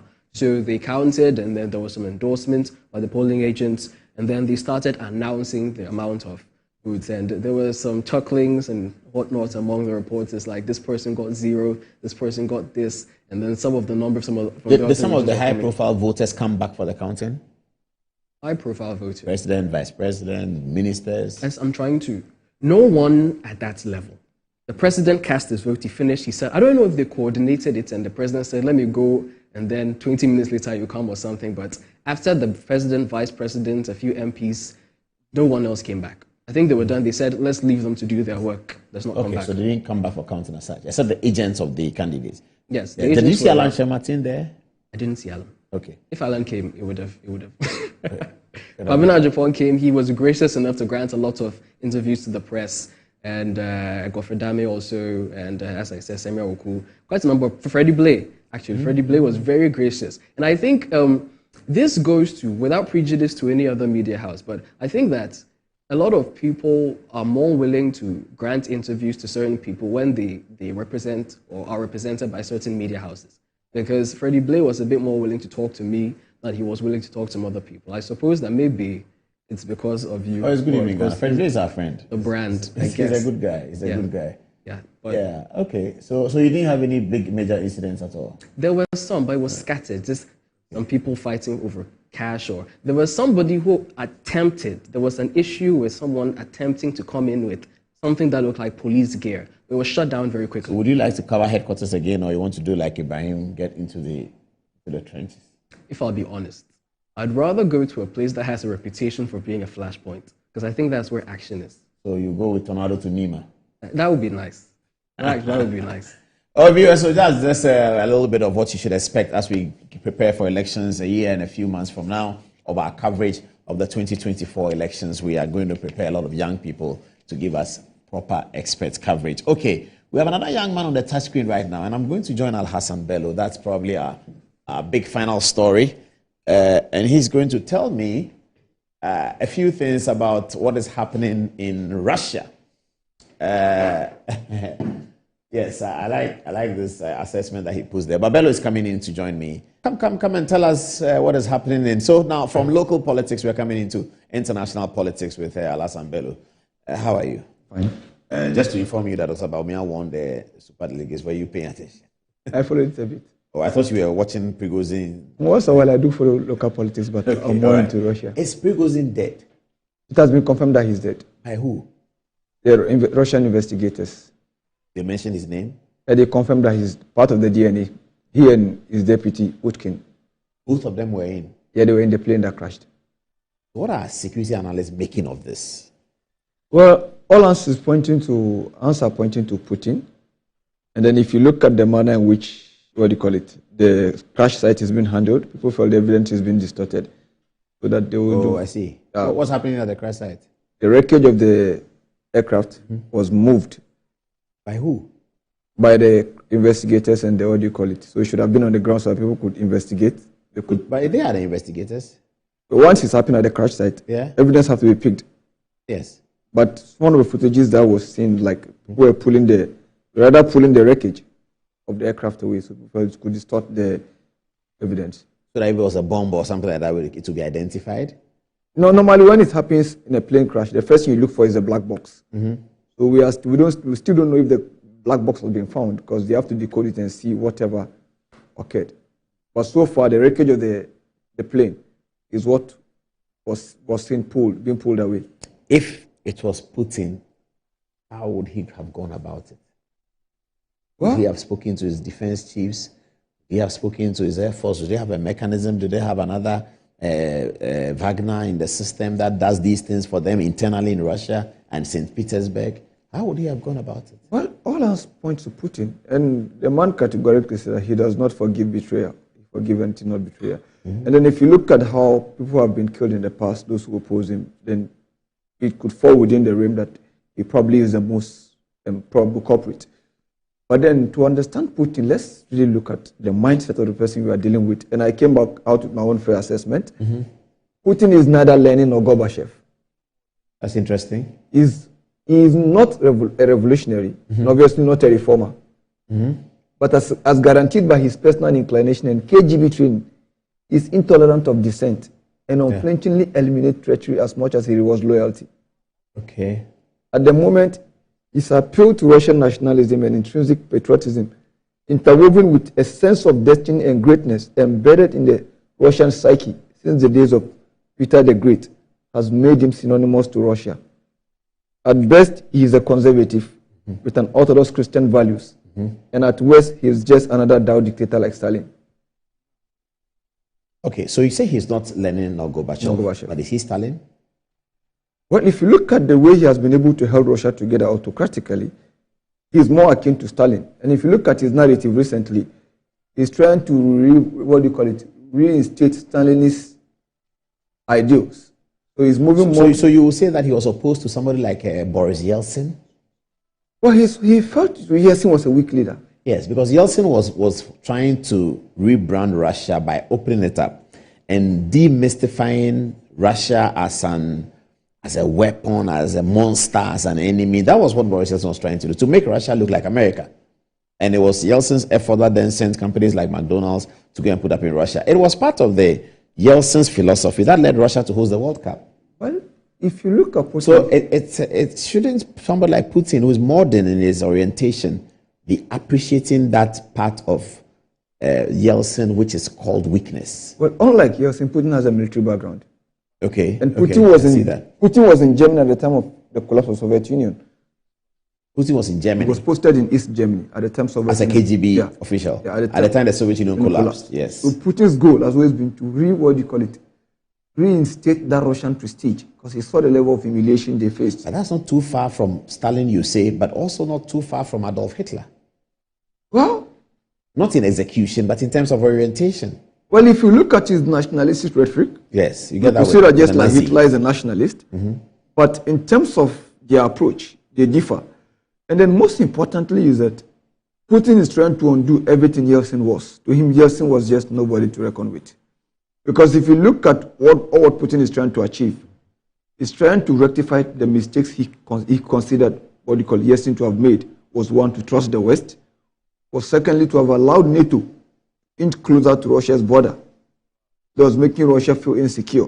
That may be geopolitics, but in terms of economics, Russia today is benefiting from what Yeltsin has been able to do, integrating Russia into the rest of the world. They're getting out into European countries and buying big businesses. Russians owning football clubs in England. And all of that is reintegrating Russia into the greater Europe. That's what Yeltsin was trying to do. The geopolitics needed to give, because England will not accept you and accept your business, accept your money, if you are not part of NATO, or if you are frustrating others from joining NATO. So Yeltsin had to give that so that the prosperity of Russia will be guaranteed. Well, I think economically, the integration came at a very high cost for Russians, and most Russians didn't really, cost in terms of money? In terms of unemployment, the reforms were hard. And I think... But without the reforms, they were going to collapse. But you see, for those who are from the Slovaki background, the security background, anything that looks like compromising to the West, for them is weakness. But Putin is continuing. He hosted the World Cup. Putin is trying to play a big brother game. He sees Russia to be a great power. Whichever platform, any platform he gets to portray that image, he uses. But the West equally have a problem when they are dealing with Russia. You see, objectively, the West have some good to offer the world, whether we like or not. Democracy has its own good side. But then when you want people to really be subservient to you, then that is the problem. Everybody must be judged by Western standard. That is the problem. Some people would not accept that. And for a nation with rich history like Russia, they wouldn't buy that. The same thing was done to Germany, and Hitler came back for World War II. After World War I, Germany even Africans don't buy that. So the West must really understand that your standard cannot be our standard. And you can't transform your culture to become our culture. Yeah, that's very important. So when they say people are nobody is anti-Western. We are anti-Western subservience. Okay. We must be judged according to our own standard, not yours. And that is the problem. Yeah, but somebody will say, then don't take their money. Well, they also wouldn't come for our resources. Okay, let's move on. This is the crash site so far. And then this is, I think, where he was supposed to move. And then he was shot down somewhere around here. What was he doing in those places? Is he not supposed to be in Africa, Mali? There's a narrative that says he was in Mali. In fact, Russia, Putin said it, that he returned from Africa not so long ago. He even released a video himself somewhere in Africa. He was speaking, I think, in the Sahel or so. That would probably be Mali, because there was this Wagner deployment in Mali. Okay. But people are equating it to be that the deployment was meant to go to Niger. But if you really look at the context, the deployment in Mali has to do with Mali's internal politics at the moment, because the UN is leaving. You know, UN is evacuating from Mali. They are closing down their bases. Now there are clashes between the Mali. It's not dangerous for Mali. So there are clashes between the Malian armed forces and the Tuareg rebels. And the Malian army single-handedly cannot fight on its own. So it requires more Wagner troops to fight. So Prigozhin was helping them? Yeah. But then, the action that might have sealed his fate will have been the so-called March for Justice. He framed it to be a challenge against, what do you call it, the Minister of Defense, Sergei Shoigu, and then the Chief of the General Staff, Gerasimov. He has rivaled with these two people because he blamed them for the failure of the Wagner group in Bakhmut and what do you call it, Solidar. He wanted weapons from them. Yeah, he felt with more weapons, he could have hastened the capture of those part of Ukraine. But I felt they were delaying, but then there's a strong rivalry between these guys and Prigozhin. They are members of the armed forces itself, so they saw him to be a usurper. Because members of the armed forces are not comfortable with some of his rhetorics and then his, what do you call it, so he doesn't have the discipline of a professional soldier, does he, Prigozhin? They felt like he was taking the credit away from them. But does Prigozhin have the discipline of a professional soldier? Because a professional soldier is well trained, will sort of, quote and unquote, look down on another person playing the role without the professional discipline of a military academy and that kind of thing. That is the factor. They'll think like that. That is the factor. And then they felt he has more access to Putin than they are. Okay, that one too. Yeah, that's also another point of the rivalry. And then finally, he being able to capture Bakhmut and to empower him politically against these two individuals, because he really gained popularity among the conservative and the Russian nationalists and the ultra-nationalists. Okay, so he was rivaled with these two, but he was good with Putin until the match. Until the match. Okay. And then, if you look at aside he being killed, another casualty of this house cleaning is General Sergei Surovikin. Why? He was seen to be very close to Prigozhin. You remember when the match started, he had to come publicly to denounce the match and all the soldiers under his command to stay there, to stand their ground. You know, he was in charge of, he was overall commander of all the operations in Ukraine. Okay. Prior to reshuffle, and then he was placed as a deputy to Gerasimov. But equally, there's a rivalry between Surovikin and Gerasimov. But then, Surovikin, perhaps his life has been spared so far for a particular reason, and that is similar to Rommel. You know, when Hitler was Rommel was one of the most competent generals in the Nazi army. Yeah. And it was so popular that killing him directly would have harmed Hitler because he was so popular within the army. So he had to hold his family hostage. And Rommel was forced to commit suicide. Surovikin, through his service in Syria and then his conduct in Ukraine, gained a lot of respect within the armed forces. So dealing with him directly will have equally undermined Putin's protectiveness of the armed forces. You know, there's this thing they call the Surovikin line today. You know, he had to, when he was placed as a commander of the operations in Ukraine, he ordered a withdrawal from Kiev and other sites to consolidate his hold around the current regions that Russia annexed. Okay. And then by so doing, that strategy worked? Yeah, and that is one of the reasons why Ukraine's counter-offensive at the moment is very, very slow. Because he dug a lot of trenches, a lot of minefields were created, and that has slowed Ukraine offensive. And that should tell you that his calculation was very right. Okay. He was able to pinpoint where the Ukrainian counter-offensive will be coming from. So through that effort, he has a lot of support within the armed forces. So he has to just sidelined, not eliminated. But then because of his perceived proximity with, what do you call him? Prigozhin, he had to go. And then... So he's gone where? He has been dismissed from his post, but he's still within the army. Oh. He was the commander of the Aero Force, but then he has been dismissed. As commander, not from the army? No, not from the army. He's a 4-star general? I don't know which of the stars he is, but he's a general in the army. You know, they have their Eastern Bloc ranking, so it's quite not common. But then another important actor in this situation is also Ramzan Kadyrov. He commands the Akhmat forces. You remember when Prigozhin launched his long march, Putin didn't deploy the regular armed forces. They deployed the Akhmat forces. They're also an independent paramilitary. In Russia? Yeah. But unlike Wagner Group, they operate within Russia. In Russia, the regions are called republics, the states. Okay. So he is the president of one of the states, Chechnya. He was an ex-rebel who later defected to the Russian side. And he succeeded his father, Ahmed Kadyrov. So what happened was that now he has his forces called Akhmat forces. So when Prigozhin refused to sign the contract with the Minister of Defense, quickly signed. So whilst Prigozhin's troops were being withdrawn, he was filling the vacuum. Oh, I see. And then he was one of the people that sent deployment quickly to slow Prigozhin's offensive. But then the question I want to ask is that, will the absence of Prigozhin now empower him further? Or will he create suspicion? Fine. Or will the fear of another independent rogue actor force Putin to clamp down on his own unit? Yeah. Just to put them in check. Yeah, put them in check. My suspicion is that the latter. Fine. But then, the difference between Wagner and Akhmat forces is that whilst Akhmat forces operate internally and they are nominally under the command of the Russian National Guard, Wagner Group was an independent unit on its own because it's meant to serve a foreign policy objective and to create a room for plausible deniability. But then, these are some of his troops. They are now they seem well dressed. Yeah. Almost like a regular army. Almost like, because they are nominally under the command of the Russian National Guard. Okay. But they have full independence and operate under his, But then, people have now there's a concern or question about what happens to Wagner next. And how does it relate to Africa? Yeah, that's important for us. Well, for the purpose that Wagner serves in Russia's foreign policy, it will be difficult to dispose entirely. But it will definitely be restructured. And then some names are flying over, who probably will take over. Somewhere, I think, July or so, July, Putin made reference to appointing Andrei Troshev as the leader of Wagner. By then, Prigozhin was still alive. And then, so here he is.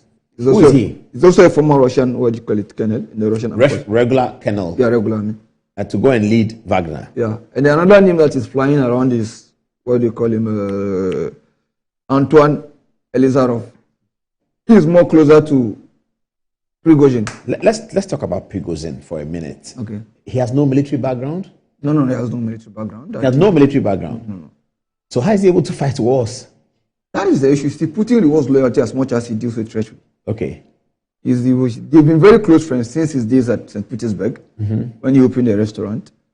And then that's what he is. He's a restaurant owner. Yeah. That's his original. Yeah. But then and he has no military background. No military background. Then how so there are those who believe that the real founder of Wagner is actually Dmitry Utkin, because he has a military background. But Putin was the go-between. Prigozhin was the go-between Utkin and Putin. And moreover, he has the cash. He was able to take. So he was a rich man? He was a rich man. From the restaurant business? Through his connection with Putin. Not the restaurant business? He met Putin through the restaurant business. And from then onwards, a lot of avenues opened for him. He was hosting, he was providing food at most of the Kremlin parties and the like. So he expanded his business into real estate and all and whatnot. Okay. But then people felt he was the link between Utkin, whose color sign was Wagner. I see. And Putin. That's how he came into the scene. But the main brain behind the whole thing. So where did he learn how to shoot and then to command troops, command an operation? How does he do that? Well, I think when you have cash and you hire experts around you with military, because one thing about Wagner, they are highly trained. Most of them are special forces, ex-Russian spetsnaz forces, and then people with criminal record. So they are highly trained, and then people with criminal record. Yeah, some criminal elements are there. I see. But then the core of the force itself is made up of special forces, ex-special forces, and then having fought in places like, and most of them actually fought in Chechnya. The Second Chechnyan War. Okay. During when Soviet Union collapsed, the Chechens was trying to break away and create a republic. And in the first war, they defeated the Russian regiment. It took Putin's counterattack, to reclaim Chechnya, bring it under full control of the Russian state. So most of them cut their teeth within that conflict. So their battle hardened already. Okay. So bringing them on board was like, so they set the purpose. And if you look at their conduct in Bakhmut, at the time when the Russian armed forces were struggling to really make gains, I mean, they kept pouring sending people to the front. At the end of the day, regardless of the high cost, we were able to capture Bakhmut. That tells you about. Final question: how should ECOWAS look at these? Well, I think for me, we need to look at the regional implication, and then so that takes us here. Yeah. These are places where Wagner is believed to be very, very active. One, you have Syria, where they started, where they really cut their teeth. Then you have the Ukraine, and then you have the Africa. This one, Ukraine is closer to home, so it's more easy to control.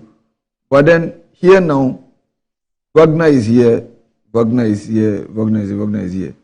So we need to be very careful with Niger. We need to make sure we have, what do you call it, support of every regional power. And then because Russia is very suspicious. You are referring to the confusion between ECOWAS and Burkina Faso. Yeah. Because Russia would not want to antagonize Africa collectively. You know, when you go to the UN General Assembly, we have this G77, group of 77 countries, and Africa controls about 55 of the seats. So at a single block, African Union has a strong voice within the UN General Assembly. And then in the loggerhead between West and East, Russia and what do you call it, at any point there's going to be a vote in the General Assembly. Russia really needs African Union votes. So Russia is in no position to really antagonize African Union.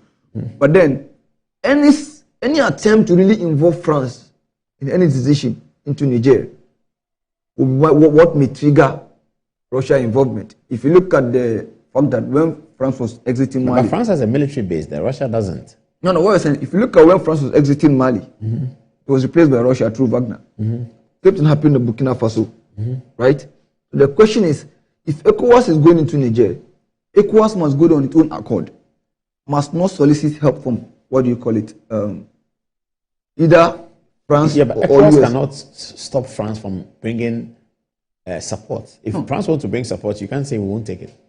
Well, you have the choice to either accept or refuse. If you accept, you are converting to, you are not transforming the regional issue into a geopolitical issue.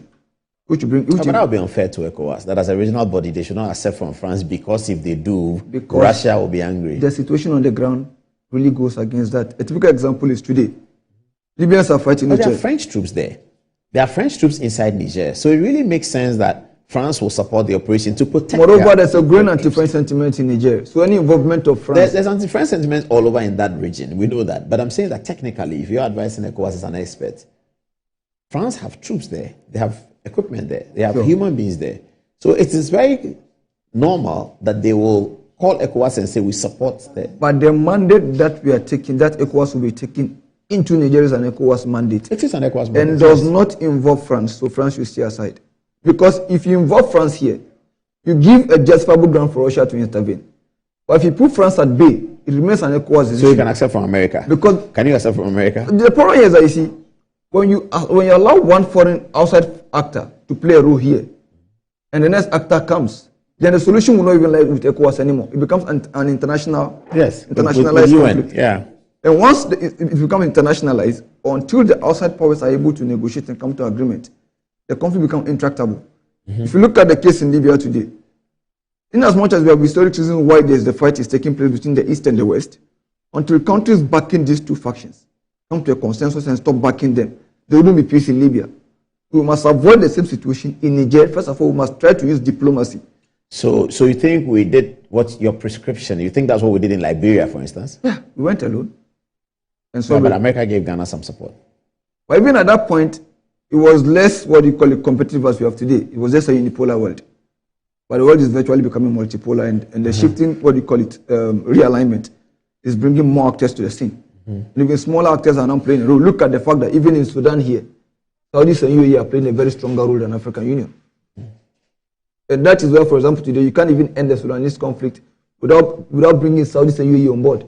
We must avoid bringing outside forces into Niger, because once they come in, the solution will definitely leave our hands. To that extent, I agree with you. But once it remains an ECOWAS issue, be it military or diplomatically, we will still find a solution to it ourselves without the need for outside forces to make consensus. Even though, in as much as I, at one point, was in favor of intervention, but practically speaking, diplomacy will still be the best option. That has expired, hasn't it? Diplomacy seems to have expired. ECOWAS have announced Burkina Faso is out of as a reaction, Burkina Faso is out of ECOWAS, or so they say. Nigerian rebels have invited the troops to come and show both support. They are doing gunboat diplomacy. So they are telling you that they are ready. So diplomacy at this stage really has expired. Because the question now is, do any of this country, Nigeria through its fight against Boko Haram, has battle-hardened soldiers. But are they well trained for desert warfare? A different ball game. Well, do we have Nigeria has soldiers who have been operating in that. Do we have enough numbers to cover the sizes? Do you need to cover the whole thing? Well, if they decide to give us a guerrilla battle, we need to cover the whole thing. Well, you need to grab the airport. It will be like an elephant. No, you have to grab institutional centers. That is when they come. But when US go to Afghanistan, they capture every city and fought for every single village till the last day they left. That's what we must avoid in Nigeria. We capture the cities and have to fight for every village till the day we leave. But if you capture the cities, why do you have to worry about the village? They will come and attack you from there?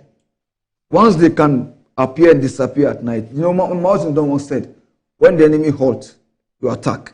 When he strikes, you hide. But at all means, you need to keep on fighting him. And that's what he used in defeating what you call the Japanese and the Western-backed nationalist government in China. So once they can still strike us, they always strike us. So diplomacy would be the best option. But even if we are going to use force, we must at all costs avoid the external actors. Once they come in, the solution wouldn't lie with us anymore. But once we use force, and it remains our solution. And then, quite interestingly, you know, initially Algeria wasn't really taking the matter very serious. But recently they saw that perhaps the threat of force is actually not just a mere threat, but something realistic that could happen. And then, because they share border with Niger, they were very careful of refugees inflow. So, you know, they initially stated that they were strongly against, they prefer diplomatic solution. And people equate that to be that Algeria is against military intervention. Algeria is suspicious of military intervention backfiring. Okay. But that doesn't mean Algeria is against, because Algeria stands to benefit from the Trans-Sahara gas pipeline. It goes through Nigeria, across Nigerian territory, into Algeria. And these three countries are actually the partners in the gas project. So any solution that comes here and precipitate, what do you call it, the realization of the gas project, Algeria benefits. Why will Algeria be against the coalition? So they sent their ambassador across board. He was supposed to go to Nigeria, and then. So on the regional side, if we're able to sort of present in Niger without bringing Wagner, we'll fine. But then Wagner will always be part of Africa, whether there's a replacement or not. But the question is, how do we make sure that we keep Africa safe in the course of this banter? We must always protect our interests. And there are those hours, this is just one of those pictures flying on social media.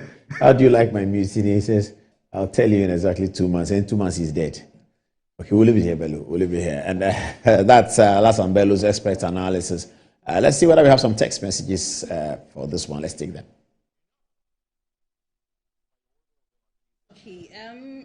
Kofi Isiako has with us here a message. He says, Paul has really mentored these young guys and they are really doing great.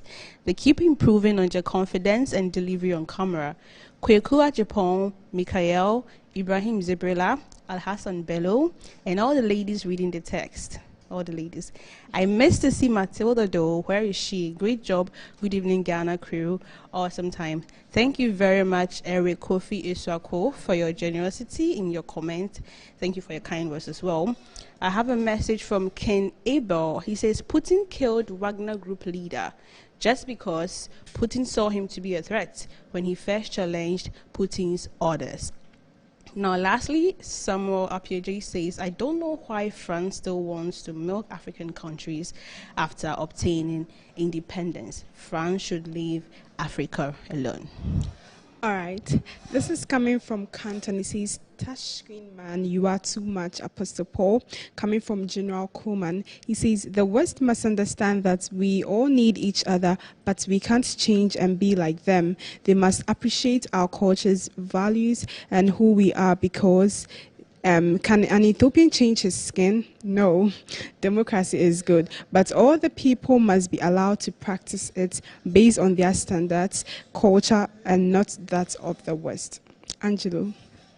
Right. So there is on Saturday a runoff to determine the 5th place in the NPP, should I say, candidates for the November 4 election. But that's it from us at this time.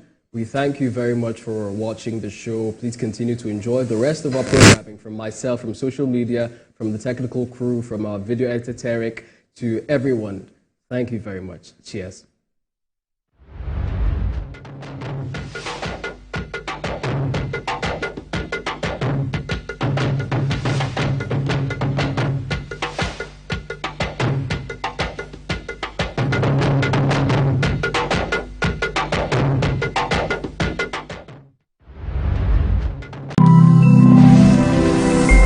Metro TV, insightful and inspiring moments. The Bible is not a textbook like chemistry textbook. It's a spirit. There are no controversies. Righteousness is defined by God. What he says you are is what you are. There's no teaching in the scriptures that will be left untaught. Join the Good Life Devotion with Dr. David Binden on this channel to receive biblical